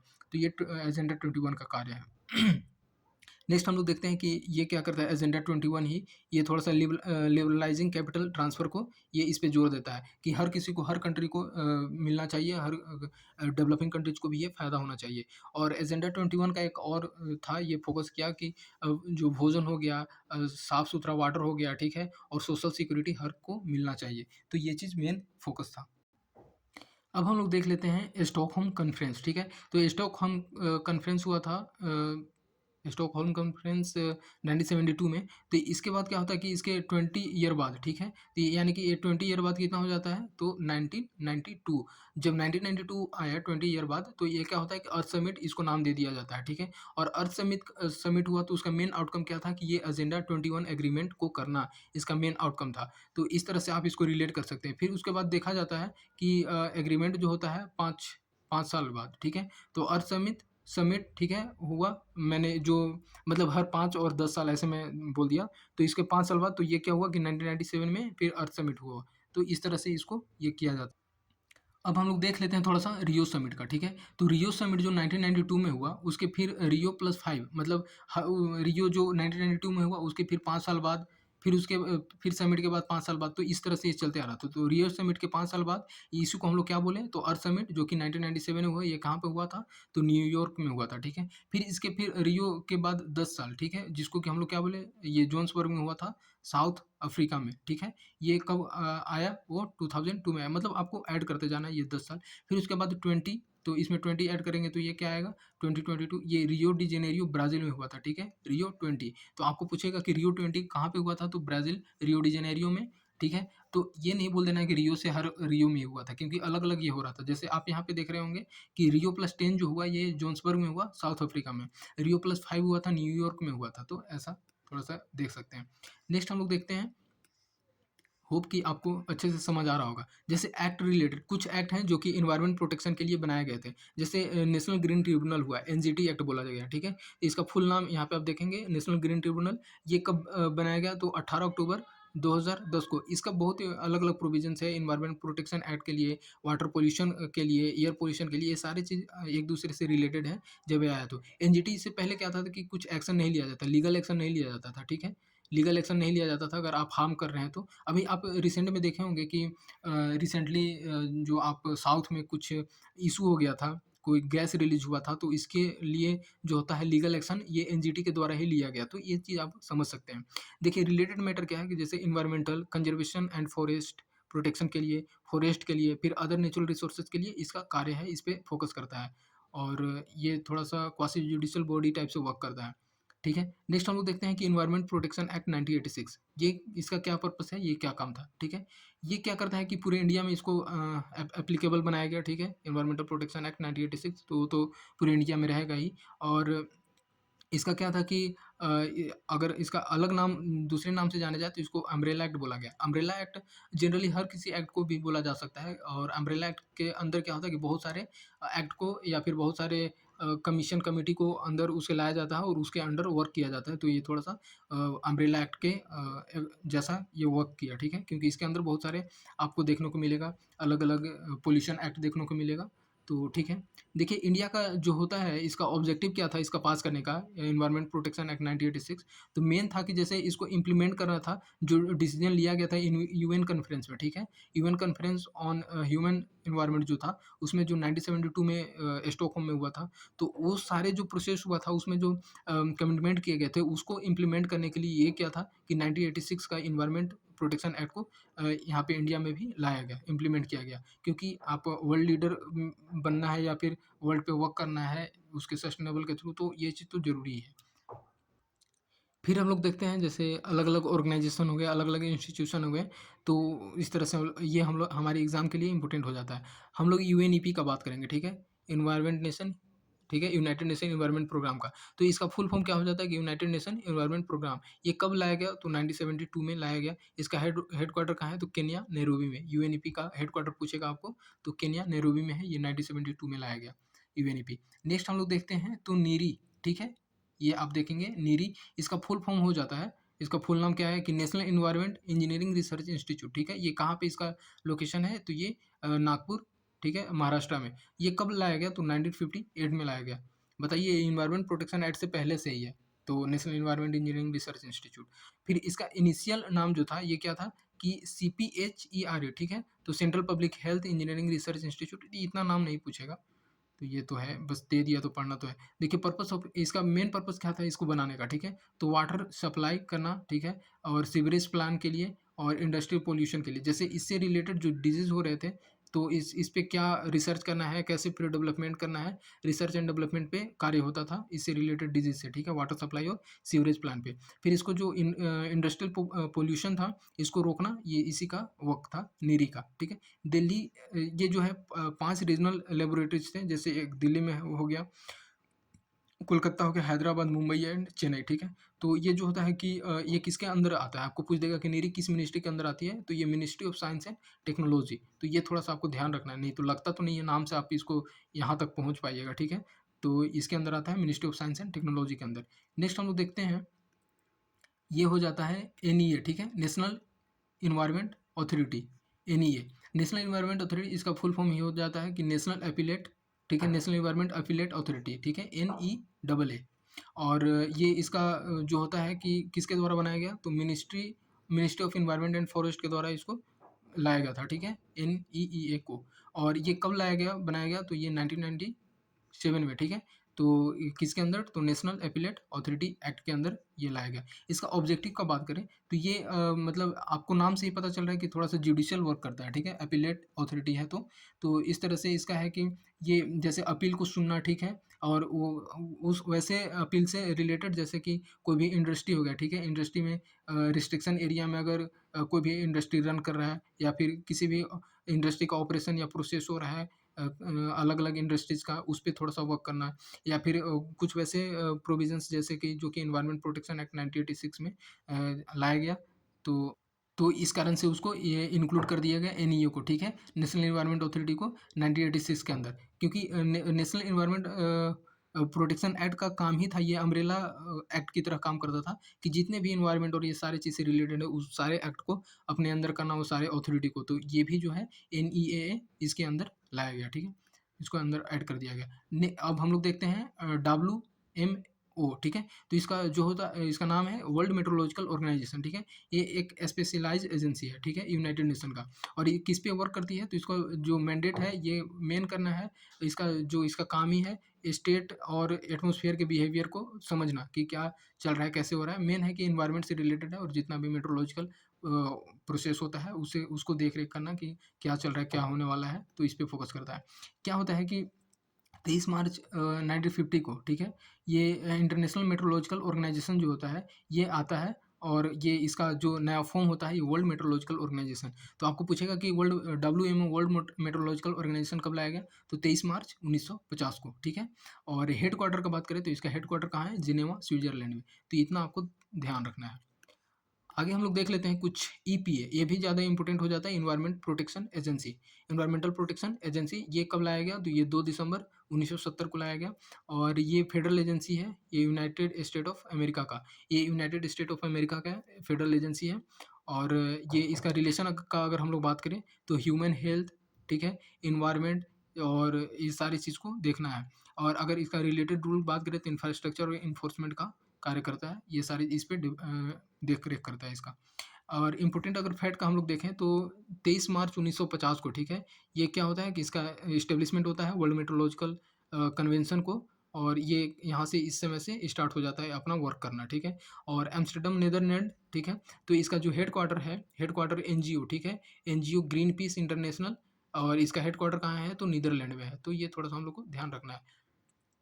और फिर अगर हम लोग आगे बात करें तो यहाँ पे आप देख पाएंगे कि अंडर इन्वायरमेंट प्रोटेक्शन एक्ट 1986 इसके अंदर क्या है कि जो जेनेटिक इंजीनियरिंग अप्रेजल कमेटी है उसको बनाया गया। तो जेनेटिक इंजीनियरिंग अप्रेजल कमेटी का काम ही है, जैसे अभी हम लोग अलग अलग तरह के क्रॉप्स यूज करते हैं, जैसे GM क्रॉप्स हो गया, GM BT कॉटन हो गया, ये सारे जो जेनेटिकली जो क्रॉप्स बनाए गए हैं वो सारी चीज़ को देख रेख करना, उसको भी जो था ये कमेटी, उसको भी इसके अंदर कर लिया गया, ठीक है, इन्वायरमेंट प्रोटेक्शन एक्ट के अंदर।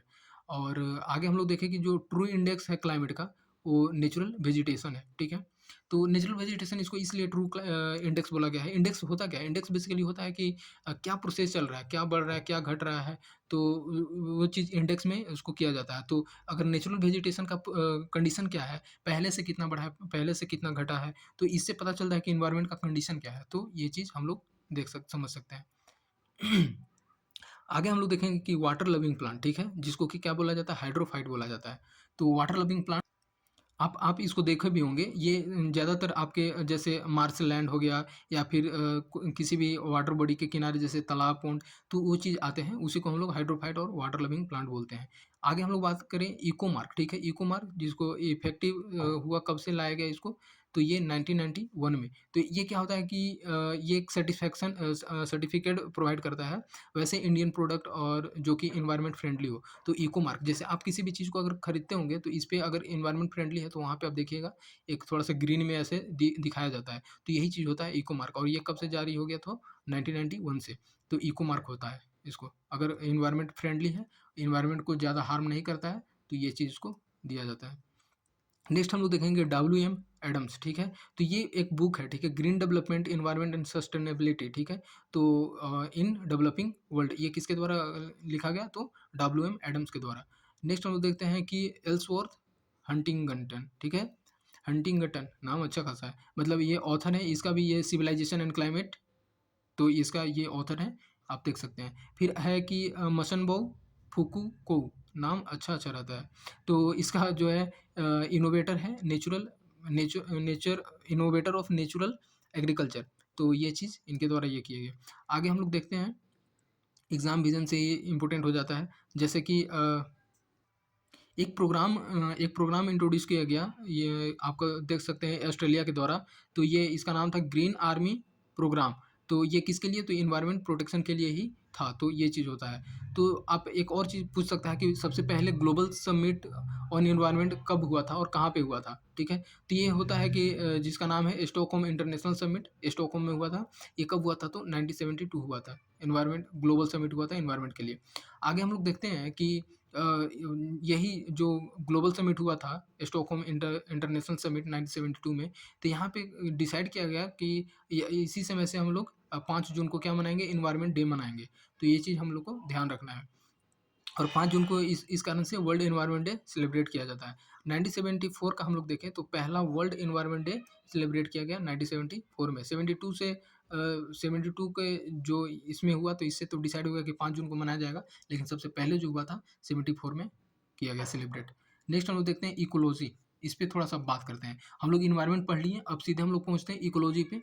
तो इकोलॉजी का अगर हम लोग बात करें तो ये इसका डेफिनेशन दिया हुआ है, जैसे ब्रांच ऑफ बायोलॉजी और इसमें क्या होता है कि हम लोग स्टडी करते हैं इंटर रिलेशनशिप, ठीक है? मैंने पहले भी बताया था कि हर एक दूसरे के इंटरेक्शन कैसा है एक दूसरे के लिविंग बीइंग और नॉन लिविंग बीइंग के बीच में, तो इसमें हम लोग थोड़ा-सा देखते हैं। आगे देखते हैं कि तो जैसा आप देख पा रहे होंगे कि इसमें होता है कि इकोलॉजी में कि हम लोग बेसिकली इंटर रिलेशनशिप देखते हैं कि जो कम्युनिटी है और वहाँ का ऑर्गेनिज्म है उनका एनवायरनमेंट के साथ कैसा कनेक्शन है, तो हम लोग इसको इकोलॉजी में पढ़ते हैं।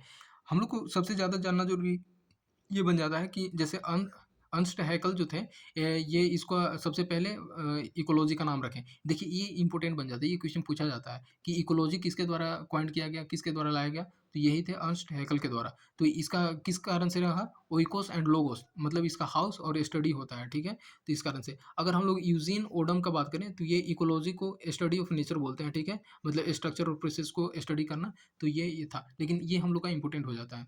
आगे हम लोग देखेंगे कि इकोलॉजी का क्या कंपोनेंट है, ठीक है? हम लोग किसको किसको इकोलॉजी बोलेंगे? आपको पता है कि इकोलॉजी कंबाइंड हो जाता है, जैसे एबायोटिक और बायोटिक का। एबायोटिक में बात करें तो ये आपका लिविंग में आ जाता है, जैसे फिजिकल हो गया, क्लाइमेट हो गया, ठीक है? कंपोनेंट हो गए और ये भी एबायोटिक में अलग-अलग हो जाते हैं। जैसे फिजिकल में अगर देखें तो क्लाइमेट और कंपोनेंट इसमें हो जाता है लाइट और टेम्परेचर, ह्यूमैनिटी और एटमॉस्फेयर, प्रेशर, ट्रोपोस्फेयर और ये एयर। मैंने अभी इसको शायद लिविंग बोला था, ये नॉन लिविंग में आ जाता है। तो एबायोटिक नॉन लिविंग में हो जाएगा। फिर इसमें इनऑर्गेनिक कंपाउंड में देखें तो water, soil, atmosphere, mineral, rock element और एलिमेंट में भी हो जाएगा पोटेशियम, मैग्नीशियम, कैल्शियम एक्सेट्रा, ठीक है? ऑर्गेनिज्म ऑर्गेनिक कंपाउंड का बात करें तो ये हो जाता है कार्बोहाइड्रेट, ठीक है? Protein, fat, humus and urea, ये सारी चीज़ का क्या किसको बोलेंगे हम लोग? ये एबायोटिक में आ जाते हैं। अगर बायोटिक का हम लोग बात करें तो ये आ जाता है प्रोड्यूसर्स, कंज्यूमर्स एंड डिकम्पोजर्स। देखें, जैसे प्रोड्यूसर्स का अगर हम लोग बात करते हैं तो ये प्लांट आ जाएगा, ठीक है? कंज्यूमर का बात करें तो लिविंग बीइंग, एनिमल, ये सारी चीज़ आ जाएँगे और डिकम्पोज़र का बात करें जो माइक्रो ऑर्गेनिज़्म आ जाते हैं, ठीक है? ये सारी चीज़ को हम लोग इंक्लूड करके ये चीज़ बायोटिक पार्ट कंपोनेंट में बोलेंगे।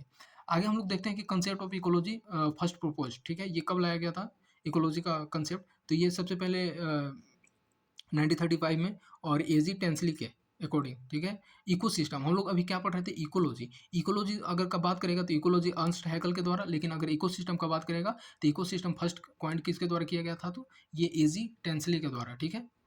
एजी टेंसले के द्वारा कब किया गया था? तो 1935 में। तो ये इंपॉर्टेंट हो जाता है क्योंकि ये थोड़ा-सा एक कन्फ्यूजिंग वर्ड लगता है कि इकोसिस्टम, इकोलॉजी, तो ये चीज़। इकोसिस्टम में हम लोग देखें तो इकोसिस्टम में अलग-अलग जैसे a special kind of physical system होता है। मतलब एक तरह का ऐसा है जिसमें कि ये बना होता है एबायोटिक और बायोटिक कंपोनेंट से, ठीक है? जैसे कि ये होता है और इसमें चेंजिंग होता है साइज़ और इसके, और स्पेशल है कि ये ओपन सिस्टम होता है। इकोलॉजी में क्या होता है कि ये सारी चीज़ तो हम लोग देख लिए कि बायोटिक के कंपोनेंट ये सारे एक दूसरे के इंटरेक्शंस में रहते हैं और इकोसिस्टम में जो होता है ये थोड़ा-सा ओपन सिस्टम रहता है और ये क्या होता है कि वेरिएशन इन साइज़ अलग-अलग, जैसे कि अगर हम लोग एक बात करें, जैसे एक एनवायरनमेंट हो गया, ठीक है? ये बहुत बड़ा एनवायरनमेंट हो गया, एग्ज़ाम्पल ले लेते हैं, अर्थ हो जाता है। अर्थ का अगर किसी एक पार्ट में अगर हम लोग चले जाते हैं, जैसे अगर हम लोग नेशनल पार्क का बात करते हैं, तो नेशनल पार्क में बात करें तो यहाँ पे क्या होता है कि नेशनल पार्क में भी एक ये चीज़ होगा तो इकोसिस्टम बन जाता है, ठीक है? और हो सकता है कि अगर ये इकोसिस्टम अलग-अलग जो कंपोनेंट है, इस सारी चीज़ को अगर मिला दो तो एक इकोलॉजी हो गया और सारी चीज़ को मिला दो तो इकोसिस्टम का फॉर्मेशन, तो इस तरह से होता है। और इस तरह से इसमें अलग-अलग साइज़ में वेरिएशन होता है कि इसको भी बोल सकते हैं हम लोग इकोसिस्टम, इसको भी और इस सारी चीज़ को एक दूसरे में इंटरेक्शन है, तो इसको हम लोग इकोलॉजी का फॉर्म देते हैं। आगे देखते हैं इकोलॉजी, ठीक है? इकोलॉजी जो है एक वाइड डायमेंशन है। अभी मैंने बताया कि सारी चीज़ को अगर फॉर्मेशन का नाम देंगे तो इकोलॉजी बोलेंगे। इसमें क्या-क्या आ जाता है कि ह्यूमन आ जाता है, सोसाइटी आ जाता है, फिजिकल एनवायरनमेंट सारे चीज़ को और साथ ही साथ एनिमल, वेजिटेशन और क्लाइमेट। तो इस वजह से इसका स्टडी ऑफ मेथोडोलॉजी ऐसे हम लोग स्टडी करते हैं ये इकोलॉजी को अलग-अलग फॉर्म में। ये थोड़ा-सा वाइडर कांसेप्ट है इकोलॉजी। इकोसिस्टम का बात करें तो ये क्या है कि इकोसिस्टम बेसिकली कि जो नेचर है वो कैसे वर्क कर रहा है, ठीक है?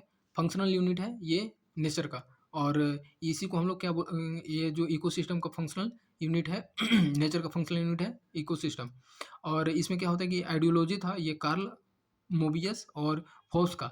तो ये होता है कि बायोसिंथेसिस बायोसिनोसिस, ठीक है? और माइक्रोकोसम्स। तो ये चीज़ हो जाता है आइडियोलॉजी के इसका आइडियोलॉजी था इकोसिस्टम का, इनके द्वारा ये लाया गया। अर्थ का अगर हम लोग बात करें तो एग्जाम्पल लिया जाता है, जैसे एग्जाम्पल ऑफ लार्ज इकोसिस्टम। ये पूरे को हम लोग अगर अर्थ कंसीडर करते हैं, तो इसको हम लोग क्या बोलेंगे? एक लार्ज इकोसिस्टम बोलेंगे। अगर हम लोग एक नेशनल पार्क को कंसीडर करते हैं, तो इसको भी इकोसिस्टम बोलेंगे। नेशनल पार्क में किसी और अलग-अलग पार्ट है या फिर कंपोनेंट है, लिविंग बीइंग और ये चीज़, तो उसको भी हम लोग इकोसिस्टम बोल देते हैं। मतलब अलग-अलग चीज़ को नहीं बोला जाता कि आपका इकोसिस्टम सही नहीं है। हम लोग किसी भी चीज़ को लेकर के ऐसे थोड़ा-सा एग्ज़ाम्पल दिया करते हैं जनरली, तो ये चीज़ हो जाता है। नेक्स्ट देखते हैं सर्विस ऑफ इकोसिस्टम, ठीक है? सर्विसेज ऑफ इकोसिस्टम ये है प्रोविजनिंग सर्विस और regulating service, supporting service, cultural service, तो ये सारे चीज़ को है। अगर हम लोग प्रोविजनल सर्विस का बात करें, ठीक है? प्रोविजनिंग सर्विस तो ये होता है कि फूड और वाटर का प्रोडक्शन का बात करता है, क्लाइमेट और डिजीज़ में हो जाता है रेगुलेटिंग सर्विस में, सर्विस ऑफ इकोसिस्टम का अगर पार्ट है तो, और सपोर्टिंग सर्विस में हो जाता है कि न्यूट्रिशन साइकिल और क्रॉप पोलिनेशन। क्योंकि सपोर्टिंग सर्विस इसलिए बोला जाता है कि अगर ये चीज़ नहीं होगा, न्यूट्रिशन साइकिल नहीं होगा, क्रॉस पोलिनेशन नहीं होगा, तो ये मतलब जो होता है ना कि एग्जिस्ट करना ह्यूमन को या फिर किसी भी लिविंग को, ये थोड़ा-सा मुश्किल हो जाएगा क्योंकि क्रॉप पोलिनेशन नहीं होगा तो फिर एक अच्छे से प्लांट ग्रो नहीं करेंगे, दूसरे प्लांट फिर रीबर्थ नहीं करेंगे, हम लोग को अच्छे से कोई भी क्रॉप्स खाने को नहीं मिल पाएगा, तो ये सारी चीज़ इंक्लूड हो जाता है ये सपोर्टिंग सर्विस में। एक तरह से हम लोग का इकोसिस्टम को सपोर्ट करता है। अगर कल्चरल सर्विस का बात करें तो मेटाफिजिकल, एकेडमिक, एंटरटेनमेंट सर्विस, क्योंकि देखो इकोसिस्टम में सारा का सारा चीज़ इंक्लूड हो जाता है और इस तरह से ये सारी चीज़ को हम लोग कल्चरल सर्विस बोलेंगे। और प्रिजर्विंग सर्विस का अगर बात करें तो डाइवर्सिटी मेंटेनेंस। अगर डाइवर्स है, हर चीज़ डाइवर्स है तो ये थोड़ा-सा इसके लिए फ़ायदा बेनिफिटेड होता है, तो ये आ जाता है प्रिजर्विंग सर्विस में।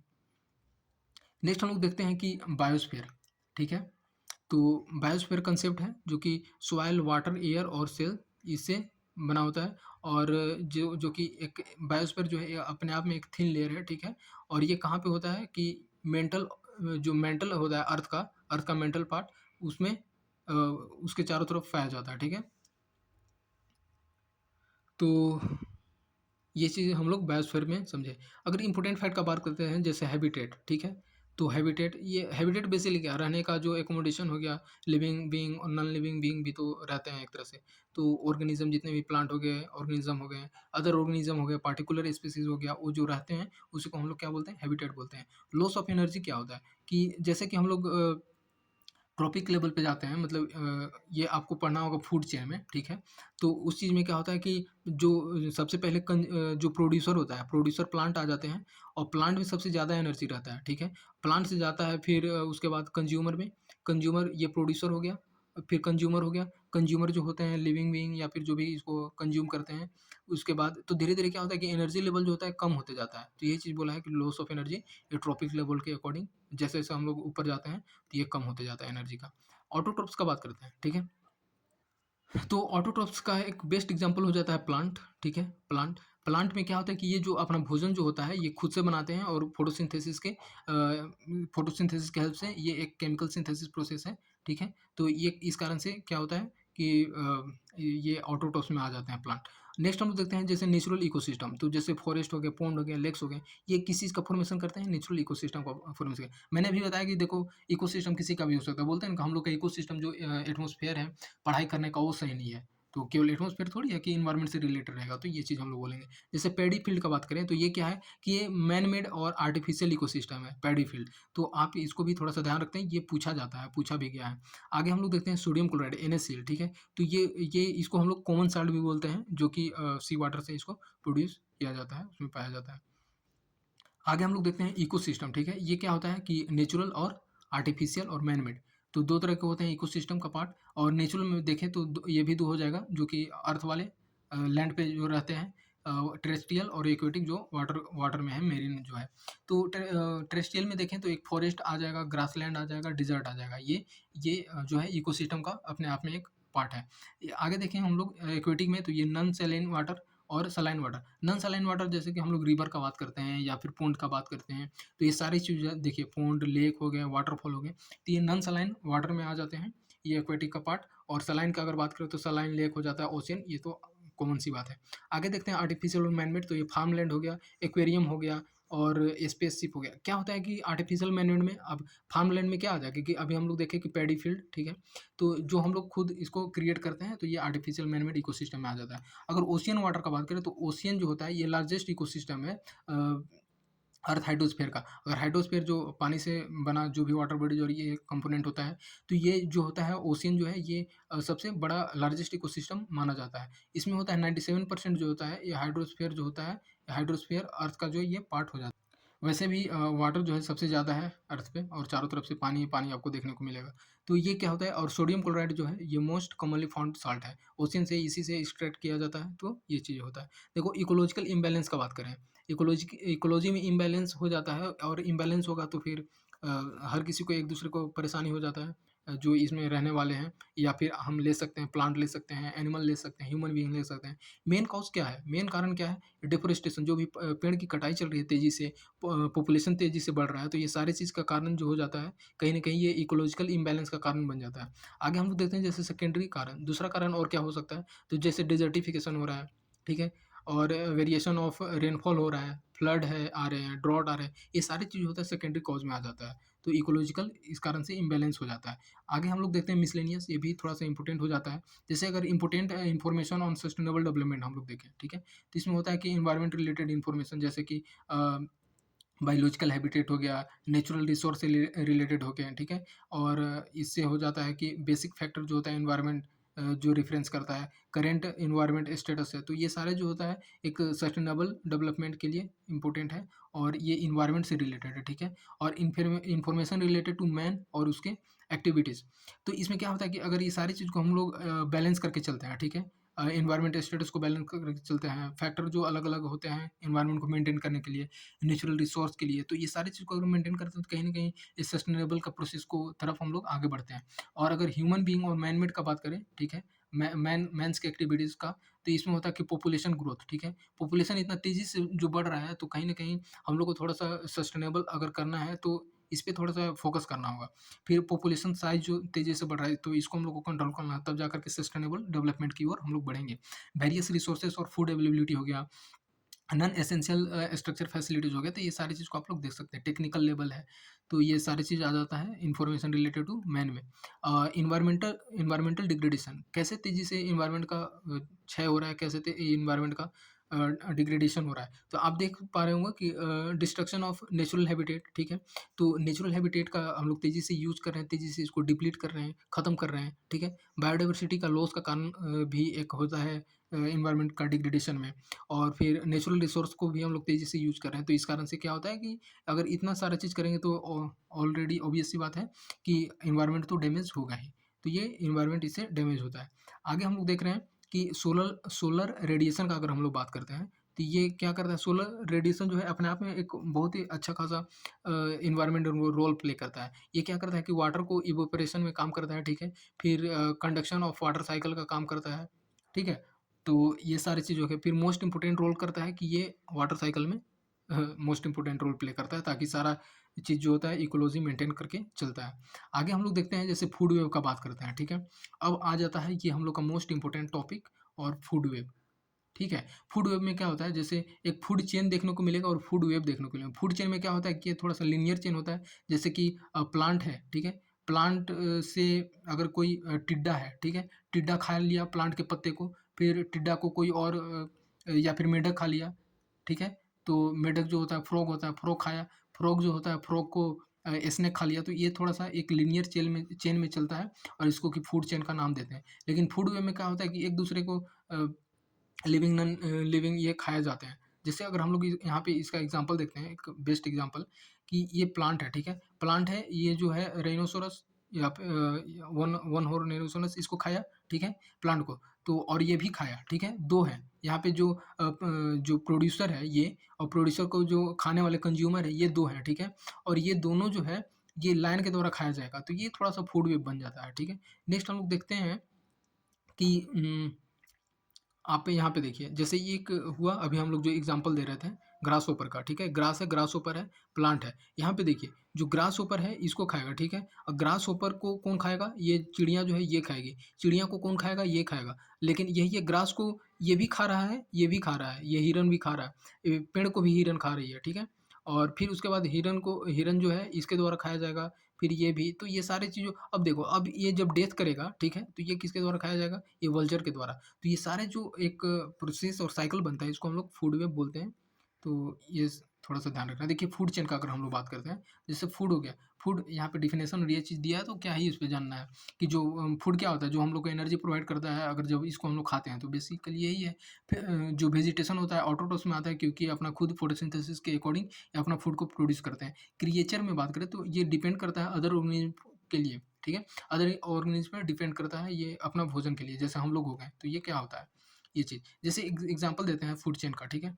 जैसे एक ग्रास हो गया और ग्रासहोपर हो गया, अभी तो हमने कर ही लिया, इसको बताओ पहले ही। फिर फ्रॉग हो गया और इसको स्नेक, तो एक तरह से ये प्राइमरी कंज्यूमर में आ जाता है। जो सबसे पहले इसको प्रोड्यूसर को खाता है, वो प्राइमरी कंज्यूमर हो गया। फिर जो इसको खाता है प्राइमरी कंज्यूमर को, उसको सेकेंडरी बोलेंगे, और सेकेंडरी को जो खाता है उसको टर्शियरी कंज्यूमर बोलेंगे।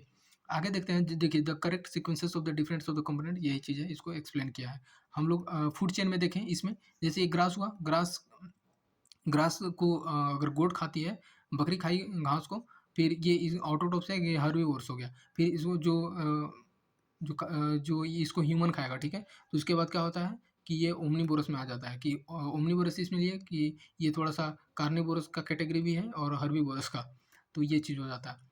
कुछ इम्पोर्टेंट इधर छूट रहा, तो इसको हम लोग देखते हैं, इम्पोर्टेंट फैक्ट है। जैसे प्राइमरी प्रोड्यूसर, ये तो पढ़ ही लिया ना, इसमें क्या पढ़ना, कि वो सारे प्लांट जो होते हैं प्राइमरी होते हैं। प्लांट जो होता है, जो क्लोरोफिल फोटोसिंथेसिस बनाता है, प्राइमरी प्रोड्यूसर हो जाता है। प्लैंक्टन्स जो हो, देखो, मैरीन में हो जाता है, मैरीन फूड में प्लैंक्टन्स हो जाता है, ठीक है?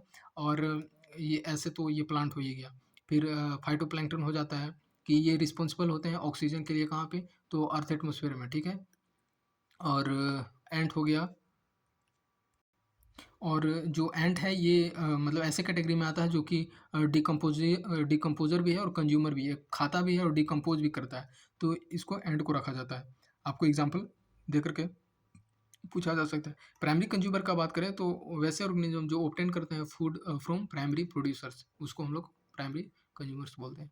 देखिए, बटरफ्लाई का बात करते हैं। बटरफ्लाई से बताइए, मतलब इतना इम्पोर्टेंट हो गया है, यूपीएससी में बार-बार पूछा जा रहा है। कभी ना कभी 1 साल, 2 साल, 3 साल गैप करके ये हमेशा पूछा जा रहा है। इस बार गिलहरी पे पूछ लिया गया, ठीक है? बटरफ्लाई पे, बी पे पूछा गया कि बी का क्या नेचर होता है, किस तरह से आवाज़ प्रोड्यूस करती है जब उसको ये करना रहता है। तो चीज़ थोड़ा-सा इम्पोर्टेंट है। देखें, बटरफ्लाई में कि इम्पोर्टेंट रोल करती है पॉलिनेशन में, ठीक है?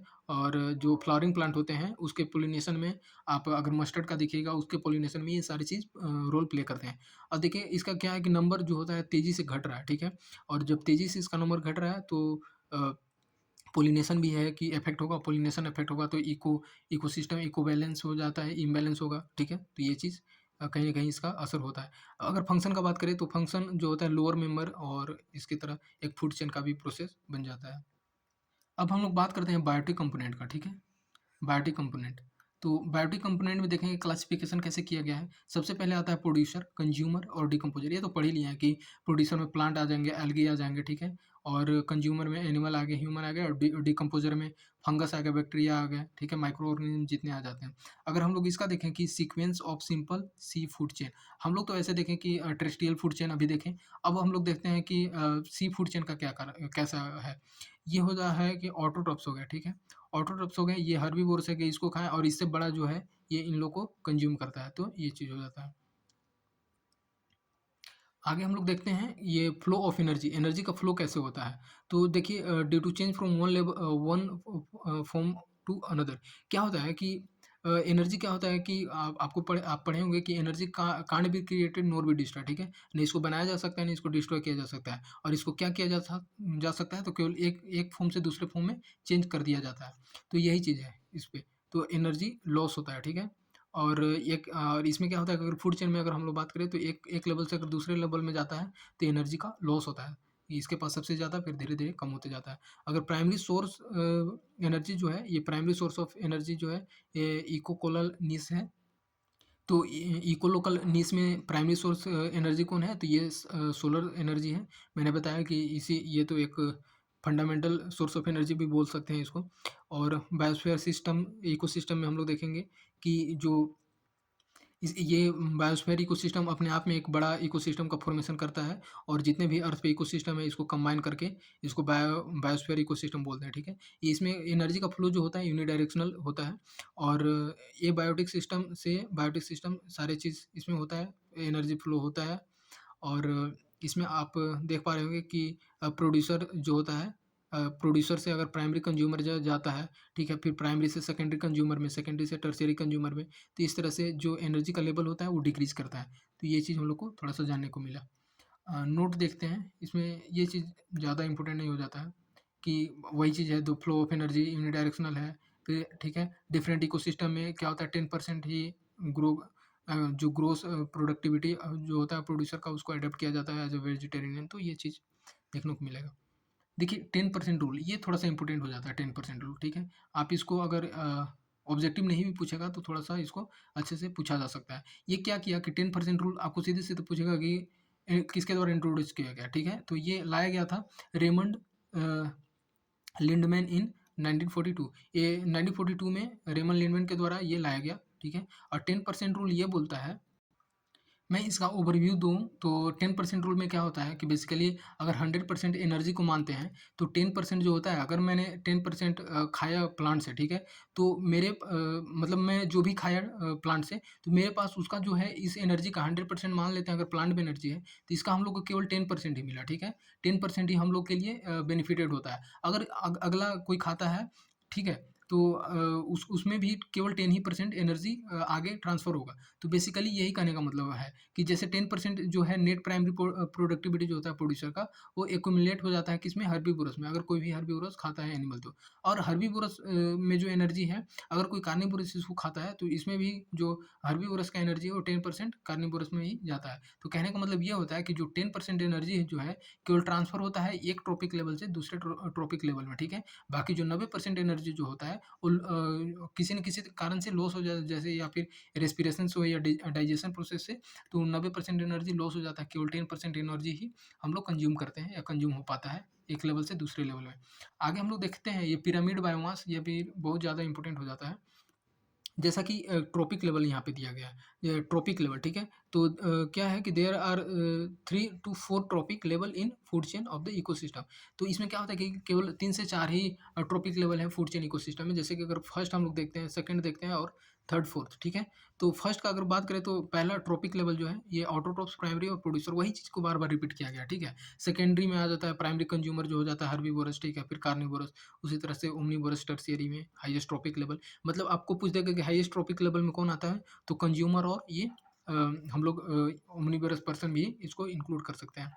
इसमें नोट देख लेते हैं कि जो डिकम्पोज़र जो है ये क्या करता है कि फूड को लेता है और उसको फिर ये जो डिकम्पोज़र जो होता है बेसिकली ये सबसे एक तरह से मान लेते हैं लास्ट लेवल है, ठीक है? जो फोर्थ लेवल है, और यहाँ से जो डिकम्पोज़र रहते हैं उसको लेते हैं और उसको फिर उसको डिकम्पोज़ करते हैं फोर्थ लेवल में। तो ये चीज़ कहने का मतलब है। नेक्स्ट हम लोग देखते हैं कि पिरामिड ऑफ बायोमास, ठीक है? ये कैसे वर्क करता है? तो इसका आप देख सकते हैं कि ग्राफिकल रिप्रेजेंटेशन होता है इसमें बेसिकली, कि total amount of living matter present at each other. तो इसमें क्या होता है कि कि कितने amount of living matter present है, तो उसको हम लोग क्या बोलेंगे, pyramid of biomass. Pyramid of biomass में क्या होता है, दो तरह के होते हैं, टेरेस्ट्रियल इकोसिस्टम में, और एक होता है कि एक्वेटिक इकोसिस्टम, जैसे कि पोंड हम लोग एग्जांपल लेते हैं। तो ये जो टेरेस्ट्रियल का अगर हम बात करते हैं तो इसमें क्या होता है कि अपराइट होता है, ये जो आप स्ट्रक्चर देख रहे हैं, मतलब ऐसे नीचे से ऊपर जाता है। लेकिन अगर इन्वर्टेड का बात करें तो मतलब इस तरह से होता है कि धीरे धीरे क्या होता है कि ज़्यादा बढ़ते जाता है, मतलब एनर्जी का लेवल जो होता है ये कम होते जाता है और यहाँ पे बढ़ते जाता है। तो इस तरह से हम लोग देखेंगे जब एग्जांपल लेंगे तो। देखिए आगे देखते हैं कि और यही जो ये प्रोसेस होता है कि बायो मैग्नीफिकेशन या बायो एक्यूमुलेशन का हम लोग पढ़ेंगे। तो इस चीज़ में देखिए यहाँ पे दे ही दिया है, मैं तो ध्यान नहीं दिया था। हाँ, तो बायो मैग्नीफिकेशन, ठीक है। यहाँ पे देता है कि जैसे बायोफॉरेस्ट्री और बायो मैग्नीफिकेशन पे क्या बात किया गया है। बायोफॉरेस्ट्री का अगर हम देखते हैं तो बायोनोमिक्स, और बायोनोमिक्स में हो जाता है बायो और नोमिक्स से मिलकर के बना है, जिसका लिटरल मीनिंग क्या होता है कि लॉ ऑफ लाइफ। बायोनोमिक्स का मतलब क्या होता है, लॉ ऑफ लाइफ। और ये क्या होता है कि सिमिलर टू इकोलॉजी होता है। बायोफॉरेस्ट्री मतलब ये बेसिकली एक एरिया ऑफ फॉरेस्ट्री पे बेस इसका वर्क करता है, ठीक है, कि कैसा लाइफ इसमें इन लोग इकोसिस्टम में ये चल रहा है और इन लोग इकोलॉजी को कैसे मेंटेन करके रखा है। नेक्स्ट हम लोग देखते हैं, जैसे कि ये बात करता है कि अफेक्टिंग ह्यूमन सिस्टम, ये ह्यूमन सिस्टम को अफेक्ट करना ये एक पार्ट में आ जाता है बायोफॉरेस्ट्री में। इस पे जोर दिया जाता है कि नेचुरल सिस्टम का वैल्यू कैसा है, तो इस पे इसको देखा जाता है। इसका फुल फॉर्म देख लेते हैं, डी, ये देखिए बहुत इंपॉर्टेंट हो जाता है डीडीटी। इसका नाम ही है कि डाइफिनाइल ट्राई इथेन, ठीक है।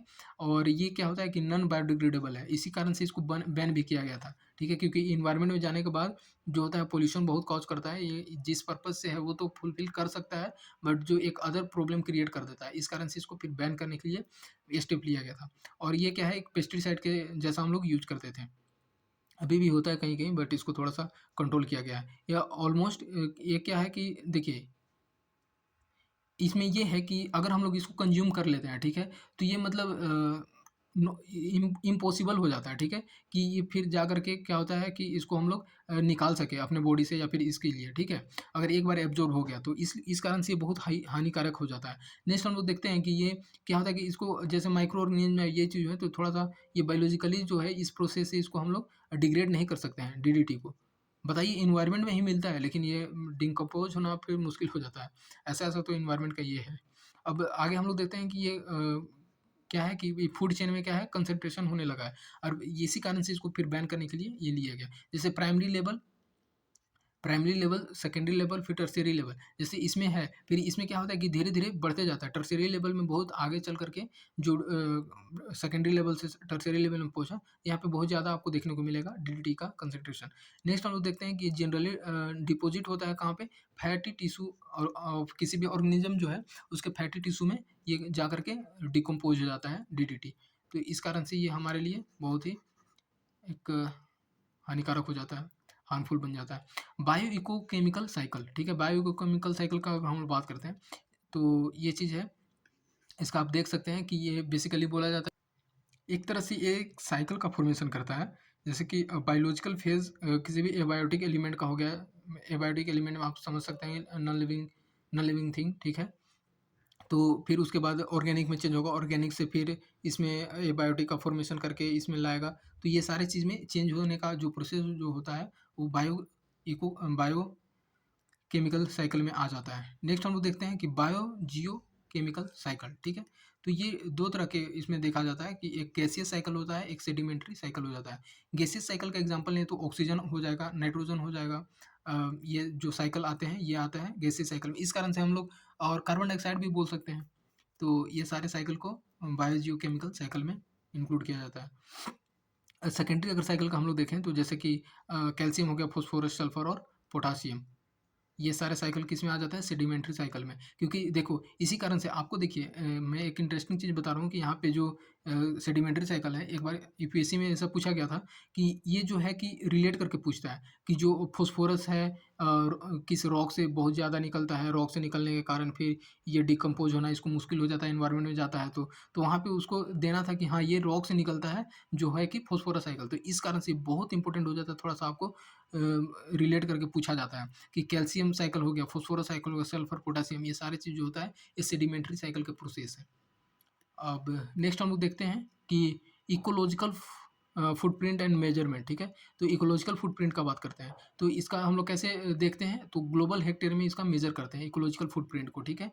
इसका डिफिनेशन ही होता है कि जो इकोलॉजिकल कंपोनेंट होता है जैसे कि जो भी ह्यूमन बीइंग और जो हम लोग यूज़ करते हैं, किसी भी चीज़ को यूज़ करते हैं, फॉर एग्ज़ाम्पल अगर हम लोग रेफ्रिजरेटर का भी यूज़ कर रहे हैं, ठीक है? तो उससे कितना फिर इकोलॉजी को मतलब कि इस पर्सन को कितना नीड है उसके लाइफ़ को रन करने के लिए, तो उसी को हम लोग बोलते हैं ये आता है इसका इकोलॉजिकल फुटप्रिंट के अंदर।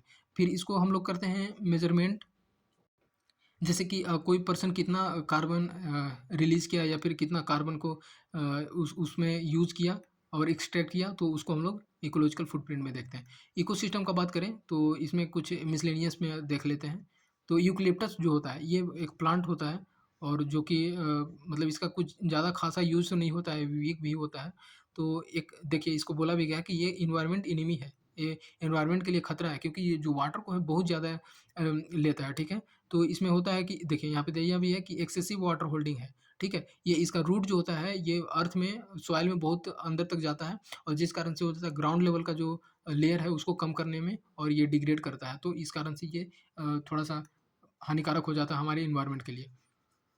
नेक्स्ट हम लोग देखते हैं कि इसी में कि extreme fall in water level of soil of the planted area, जहाँ पे लगता है वहाँ पे वहाँ के जो मिट्टी से इतना उसका जो सॉइल होता है उस सॉइल से उसका रूट जो होता है अंदर जाता है और वहाँ पे वाटर को लेवल को डाउन कर देता है। ये होता है कि ये अवेलेबल कहाँ पे है, ये आपको देखने को मिलेगा ऑस्ट्रेलिया में बहुत ज़्यादा आपको पाया जाता है ये चीज़ और इस कारण से हर एक जगह तो वाटर स्कार्सिटी हो रही है। एक देखिए एक लेंटिक, ठीक है? लेंटिक हैबिटेट और ये एस्टेटिक वाटर हैबिटेट है, जैसे मार्सी एरिया में पाया जाता है फोन लेक्स और ये चीज़ में। इसका देखिए एक लोक्टिक लोक्टिक हैबिटेट किसको हम लोग बोलेंगे? लोक्टिक हैबिटेट जैसे मूविंग वाटर हैबिटेट जैसे रिवर हो गया, जैसे लोकटक लेक है आप मणिपुर में देखिएगा, तो ये चीज़ है यानी कि मूविंग वाटर हैबिटेट जो है उसको हम लोग क्या बोलेंगे? लोक्टिक हैबिटेट और जो रुका हुआ है उसको हम लोग बोलेंगे लेंटिक हैबिटेट, जैसे पोंड लेक ये सब। और इकोटोन जो होता है, इकोटोन अपने आप में एक खास हो जाता है, जैसे एक एक ट्रांजिशन बनता है, ठीक है? इकोटोन का, ठीक है? जैसे एक टू बायोलॉजिकल कम्युनिटीज़ है, अगर एग्ज़ाम्पल लेते हैं, जैसे एक आप आपका ये लेते हैं, ये आपका ओशियन हो गया, ठीक है? ओशियन और ये एक लैंड का पार्ट हो गया, तो ये जो बीच का पार्ट पड़ा, तो ये दोनों के जो बीच के इंटरेक्शन का काम करता है, तो इसको हम लोग इकोटोन बोलते हैं। आगे देखते हैं हम लोग एनवायरमेंटल मूवमेंट, ठीक है? एनवायरमेंटल मूवमेंट कुछ-कुछ है, जो कि कहीं न कहीं पूछा जाता है, पहले तो हर एग्ज़ाम में पूछा जाता था। जैसे चिपको है, चिपको मूवमेंट हो गया, नर्मदा बचाओ हो गया, अपिको हो गया, ठीक है? अपिको कहाँ पे हुआ था? तो ये कर्नाटका में हुआ था। लगता है चिपको जैसा लेकिन अपिको ये कर्नाटका में स्टार्ट हुआ था, ठीक है? इसका हम लोग चिपको का देखें तो ये क्या था कि ये पेड़ जो कट रहा था तो इससे लोग चिपक जा रहे थे, ठीक है? तो यहाँ से इसका नाम चिपको पड़ जाता है और इसमें क्या होता है कि मतलब इसमें ज़्यादातर वीमेन का ज़्यादा रोल रहा। वे क्या थे कि पेड़ से चिपक जाते थे इस ताकि पेड़ काटने वाला इस पे थोड़ा-सा कंट्रोल कर सके और ये प्रोसेस अपनाया गया था चिपको मूवमेंट में। नेक्स्ट हम लोग देखते हैं नर्मदा बचाओ। ये नर्मदा बचाओ नर्मदा रिवर से रिलेटेड है।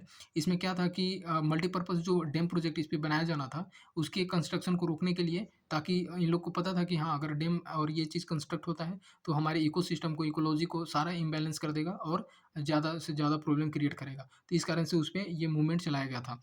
तो उसको हम लोग नर्मदा बचाओ बोलते हैं। अपिको जो है ये भी ये साउथ इंडिया में एनवायरनमेंट के लिए चलाया गया मूवमेंट था अपिको और सबसे पहले कर्नाटका से स्टार्ट हुआ था, तो इस कारण से। और ये कहा था कि साइलेंट वैली, ठीक है? साइलेंट वैली आपको केरला में देखने को मिलेगा और ये सेव साइलेंट वैली एक मूवमेंट चलाया गया था। इसका मेन ऑब्जेक्टिव था कि जो डैम डैम प्लान था, जो कि बनाया जाना था यहाँ इस रिवर पे, ठीक है? कुंती पूजा में, ठीक है? तो इसके लिए जो मूवमेंट चलाया गया था उसको बोला था कि सेव साइलेंट वैली मूवमेंट। आगे हम लोग देखते हैं जैसे आपको कुछ वाटर बॉडीज और ये चीज़ देखने को मिलेगा। तो ओशियन हो गया, ये मोस्ट स्टेबल इकोसिस्टम है, ठीक है? और यहाँ पे आप देखिए पहले हेलो हेलोक्लाइन, ठीक है? ये क्या होता है कि जो ये साल्ट ग्रेडिएंट जो होता है ये एक्वेटिक सिस्टम में, ये हेलोक्लाइन बताता है मतलब ये किस लेवल का स्तर पे है।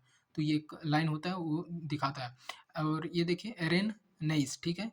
तो 1972 में ये टर्म आया था, ये किसके लिए आया था? तो डीप इकोलॉजी के लिए, ठीक है? डीप इकोलॉजी के लिए जो टर्म यूज़ हुआ था एरन नेस, ठीक है? आगे देखते हैं कि जो है साइकोक्लाइन, ठीक है? साइकोक्लाइन जो होता है ये डेंसिटी ग्रेडिएंट को बताता है एक्वेटिक इकोसिस्टम में ही। और थर्मोक्लाइन का बात करें तो ये टेम्परेचर से रिलेटेड है कि कितना टेम्परेचर तेज़ी से चेंज हो रहा है एक्वेटिक सिस्टम में, ठीक है? तो इस पे दिखाता है कि जैसे-जैसे नीचे जाते हैं तो टेम्परेचर बढ़ता है कि घटता है? तो घटता है, तो ये चीज़ दिखाया जाता है। जोसेफ जोसेफ ग्रेनियल की बात करें तो ये इकोलॉजिकल नीश जो कि कॉइन्ड किया गया था 1970 में। माइक्रो हैबिटेट की तरह, ठीक है। आगे हम लोग देख लेते हैं इकोसिस्टम मिसलेनियस में। तो ईयर है, एक्ट है, इसमें क्या है कि 1972 में Indian wild life protection act लाया, ठीक है। Indian wild life protection act, और 1986 में भी हम लोग पढ़ लिए थे कि इन्वायरमेंट प्रोटेक्शन एक्ट, और इससे पहले एक और एक्ट लाया गया 1980 में जो कि फॉरेस्ट कंजर्वेशन एक्ट है। तो ये सारे जो एक्ट हैं ये इन्वायरमेंट से रिलेटेड एक्ट थे। और 2006 में फिर schedule tribe and other traditional forest dweller recognition of forest right act. इसमें क्या था कि जितने भी ट्राइबल कम्युनिटी के थे तो उनका क्या था कि अभी अभी भी ऐसा है कि ये ज़्यादातर कहीं न कहीं एनवायरनमेंट के अपना फॉरेस्ट पे जो माइनर प्रोड्यूस होते हैं उस पे डिपेंड रहते हैं अपना जो लिविंग प्रोसेस के लिए। तो इस कारण से कुछ उनके राइट को रिकॉग्नाइज़ किया जाए कि उनको क्या यूज़ करना है, क्या नहीं करना है। तो इसके लिए ये 2006 में एक्ट लाया गया था, scheduled tribe and other traditional forest dwellers act, ठीक है। बायोडायवर्सिटी देखते हैं, पहले इससे पहले एक और, हाँ, बायोडाइवर्सिटी में टाइप्स ऑफ बायोडाइवर्सिटी, ठीक है। तो टाइप्स ऑफ बायोडाइवर्सिटी ये डिवीजन कब किया गया, तो 1972 में, ये किसके द्वारा, तो विट टेकर के द्वारा, विट टेकर के द्वारा ये डिवाइड किया गया बायोडाइवर्सिटी को। इसमें अल्फा बोला गया, alpha index, beta index and gamma, ठीक है। अल्फा में क्या रखा गया कि स्पेशल डाइवर्सिटी को रखा गया, जिसमें कि वैसे तो इसमें थोड़ा-सा अल्फ़ा में स्मॉल लेवल पे बात करता है कि जो आप लोकल लेवल पे देखिएगा कि हैबिटेशन कैसा है कम्युनिटी का और ये चीज़ कितना डाइवर्स है, तो उसको अल्फ़ा लेवल में रखा गया। और बीटा में उसका स्ट्रक्चर डाइवर्सिटी का स्ट्रक्चर जो होता है अलग-अलग स्पीशीज़ का लोकली कैसा है, तो उस पे बीटा डाइवर्सिटी बात करता है। लेकिन अगर हम लोग गामा डाइवर्सिटी को बात करें तो ये बोलता है कि कंप्लीट डाइवर्सिटी लैंडस्केप में कैसा है, तो बीटा सॉरी गामा डाइवर्सिटी ये थोड़ा-सा लार्ज स्केल पे देखता है। बायोडाइवर्सिटी का डेफिनेशन का हम लोग देखें तो पहला है कि इसको कैटेगराइज़ किया गया है डिफरेंट स्पीशीज़ एनवायरनमेंट, मतलब वही है बायोडाइवर्सिटी, कुछ ज़्यादा इसका खास हम लोग को नहीं देखना है। डाइवर्सिटी ऑफ लिविंग ऑर्गेनिज़्म जो कि प्लांट एनिमल जो होता है वो इकोसिस्टम में प्रेजेंट रहते हैं, तो उसको हम लोग बायोडाइवर्सिटी में काउंट करते हैं। नेक्स्ट हम लोग देखते हैं कि बायोडाइवर्सिटी सबसे पहले कब यूज़ किया गया। तो रेमंड एफ डैशमैन जो थे, इनिशियली इंग्लिश टर्म इसको लाए बायोलॉजिकल डाइवर्सिटी। ये कब किया, तो 1968 में। वो उनका बुक था कि a different kind of country, ये डिफरेंट काइंड ऑफ कंट्री इनका बुक था, और इसी में बायोडाइवर्सिटी का टर्म लाया। देखिए एक वाल्टर जी रोसेन है, ये इसका बाद इसका यूज़ किया फर्स्टली सबसे पहले इनके बाद कि बायोडाइवर्सिटी जो है ये एक बायोलॉजिकल डाइवर्सिटी में बदल रहा है, ठीक है। तो बायोडाइवर्सिटी किसमें, तो बायोलॉजिकल बायोडाइवर्सिटी में चेंज हो रहा है, ये इनका कहना था। आगे देखते हैं बायोडाइवर्सिटी डे, ये थोड़ा सा इंपॉर्टेंट बनता है कि 29 दिसंबर, ठीक है, 29 दिसंबर को पूरे पूरे वर्ल्ड के कंट्रीज में ये डिक्लेयर कर दिया गया बायोडाइवर्सिटी डे, ठीक है। कब, तो 29 दिसंबर को मनाया जाता है। और 22 मई को, ठीक है, अगर 22 मई का बात करें तो ये क्या किया गया, यूनाइटेड नेशन के द्वारा, यूनाइटेड नेशन ऑर्गेनाइजेशन के द्वारा डिक्लेयर किया गया। और स्पेशल फैक्ट जो है कि 29 दिसंबर 1993 बायोडाइवर्सिटी कन्वेंशन ये आता है। तो आपको पूछेगा कि बायोडाइवर्सिटी कन्वेंशन ये बेसिकली बायोडाइवर्सिटी के प्रोटेक्शन के लिए लाया गया था। उसके डिग्रेडेशन और डिजर्टिफिकेशन से रिलेटेड सारे मुद्दे को इसमें देखा जाता था। तो ये चीज़ लाया गया इसमें। आगे हम लोग देखते हैं एनसीएमबी, ठीक है, कि national centre for marine biodiversity. तो इंडिया का जो ये पहला नेशनल सेंटर था, ये बायोडाइवर्सिटी पे स्टेप लिया गया था। ये कहाँ पे लोकेटेड है, तो ये जामनगर गुजरात में है। और इसका स्पेशलिटी ये है कि इंडिया का सबसे पहला इंस्टीट्यूट है जो कि ये फॉर्म किया गया किसके पीपीपी मॉडल पे, ठीक है, कि partnership with public private partnership, ठीक है। तो ये चीज़ होता है, तो ये थोड़ा सा इंपॉर्टेंट बन जाता है। ऑब्जेक्टिव इसका मेन पर्पस क्या था कि बायोडाइवर्सिटी जो है कोस्टल जोन में, तो इस पे फोकस करना था कि इसके प्रोटेक्शन के लिए आप क्या करोगे, कैसे करोगे, आपका थोड़ा सा वॉच वॉच करना। और ग्रेडियंट ऑफ बायोडाइवर्सिटी का बात करते हैं। तो इसमें होता है कि जो ग्रेडियंट है ये पूरे अर्थ पे अनइवन डिस्ट्रीब्यूशन है, मतलब इसका कुछ ऐसा फिक्स नहीं है कि क्या-क्या और कैसे किस तरह से इक्वली।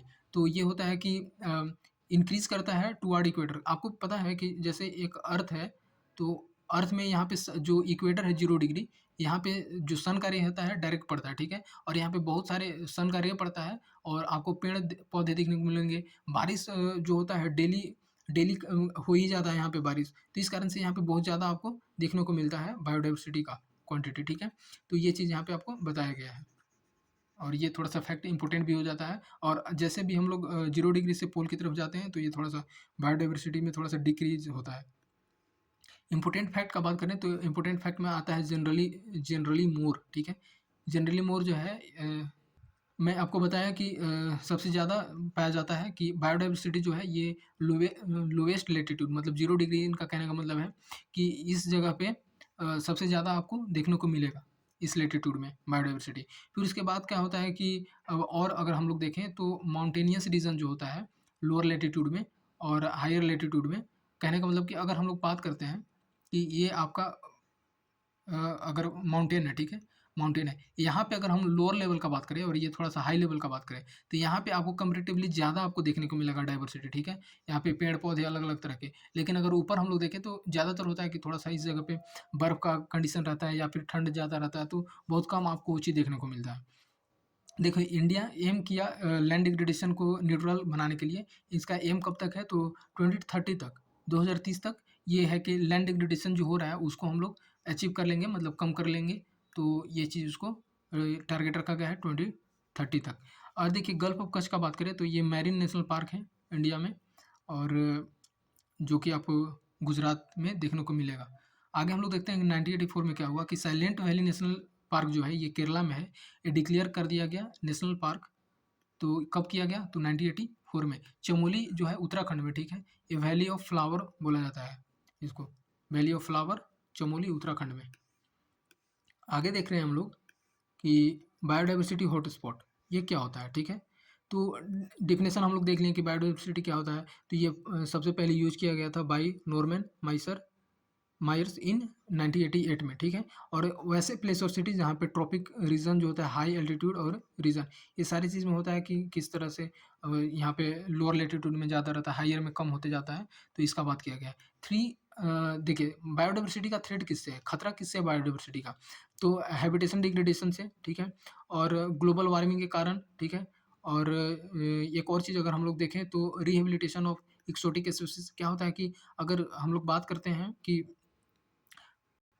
इसमें जो फ़ॉरेन स्पीशीज़ रहते हैं, आ करके अगर किसी यहाँ पे इंट्रोड्यूस हो गया किसी भी एक पार्टिकुलर ज़ोन में, तो वहाँ पे क्या करता है कि खतरा का कारण बन जाता है नेटिव स्पीशीज़ के लिए। तो ये चीज़ बोला है कि इसको एक्सोटिक स्पीशीज़ का खतरा के कारण भी ये चीज़ हो जाता है, बायोडाइवर्सिटी को थ्रेट पहुँचता है। और एक्सटिंक्शन ऑफ स्पीशीज़ भी अभी बहुत तेज़ी से किसी न किसी का एक्सटिंक्शन हो रहा है, तो इस कारण से भी खतरा हो जाता है बायोडाइवर्सिटी का। जैसे नेचुरल नेचुरल एक्सटिंक्शन हो गया, ग्रुप और मास एक्सटिंक्शन तेज़ी से चल रहा है।